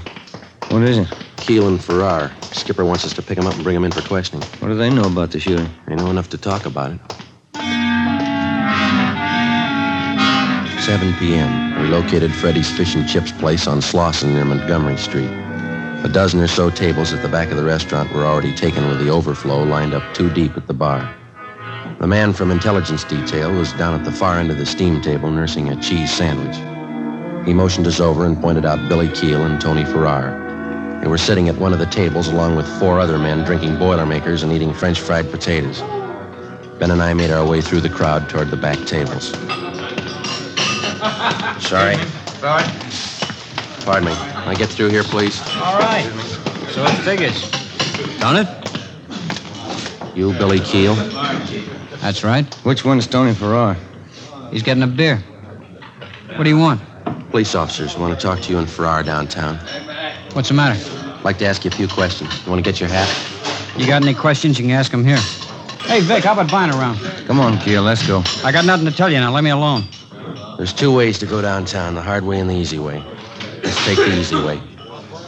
All right. This way. Okay. Doc Joe!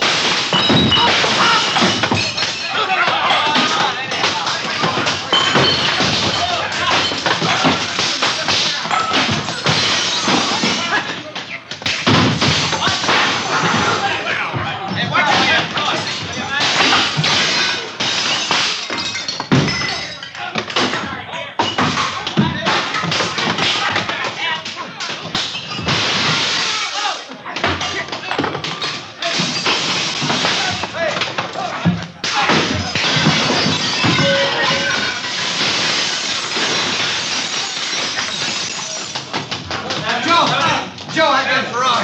Hughes going out the back way. I'll get him. All right, wait a minute, Hugh. Let go of me. All right.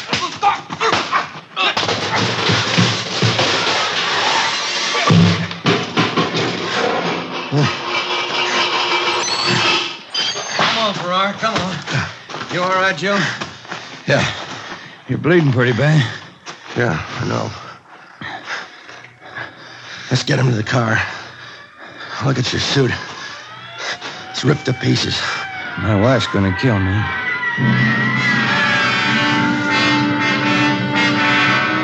One of the officers in the ambulance follow-up drove our car back to the city hall.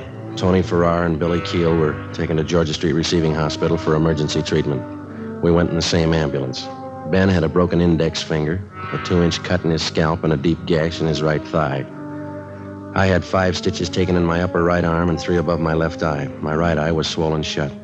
The man from intelligence detail was taken to the P&F ward to be treated for a minor concussion. It was 9:15 p.m. when we got back to the city hall, the interrogation room. How about it, Keel? What? What do you know about the Valentine shooting? I don't know anything about it. You're worried? About what? You tell us. You started that fight out there. I didn't see any reason to go downtown. Does Valentine owe you any money? No. You've been talking a lot. Any law against that?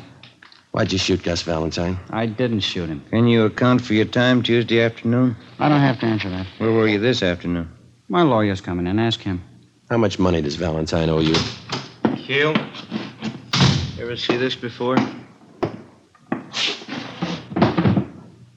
I don't even know what it is. We found that machine gun in your apartment.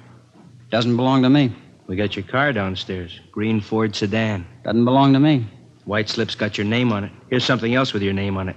2 chits for $750 signed by Gus Valentine. Money he owes you on the horses. You shot him, didn't you? I don't see how you can prove it. I'll tell you how. We ran this Tommy gun through the crime lab. We dug the same slugs out of the front of those stores where you tried to kill Valentine.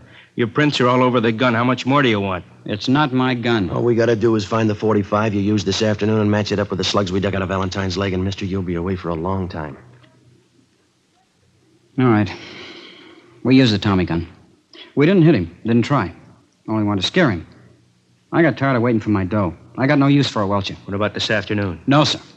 Me and Farrar didn't have nothing to do with that. I'll take the machine gun rap, but it wasn't us this afternoon. Elliot, Friday, step outside a minute. Yeah. Valentine. Yeah? Somebody just blew his hospital room full of holes. It took us 17 minutes with red light and siren to get to the Ferndale Sanitarium where Gus Valentine was recovering from his gunshot wounds. 3 cruiser cars were out front when we pulled up. We went to room 12 in the West Wing. There's the doctor, Joe. Yeah.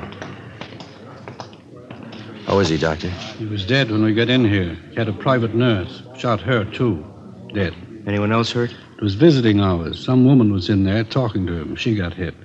We're treating her down in the emergency room. Appreciate it, Doctor, if you keep your staff out of the room here until we finish our investigation. Yes, sir. Thank you. Let's have a look inside. Mm-hmm. Look at that. He didn't fool this time. Too bad he wouldn't give us more help. Yeah. We're no worse off than we were.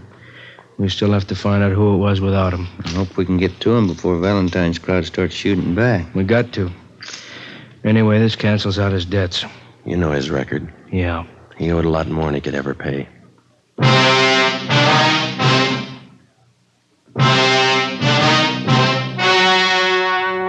The story you have just heard was true. Only the names were changed to protect the innocent. On October 26th, trial was held in Superior Court, Department 97, City and County of Los Angeles, State of California. In a moment, the results of that trial. It's amazing how many long cigarette smokers are changing to Fatima. Here is the actual report. From coast to coast, king-size Fatima has more than doubled its smokers. Yes, more and more smokers every day are discovering that Fatima is the best of all long cigarettes. Long cigarette smokers find Fatima has a much different, much better flavor and aroma. Long cigarette smokers find that Fatima is extra mild because it's the long cigarette which contains the finest Turkish and domestic tobaccos superbly blended to make it extra mild. So enjoy extra mild Fatima. Best of all long cigarettes. It's wise to smoke extra mild Fatima. It's wise to smoke extra mild Fatima.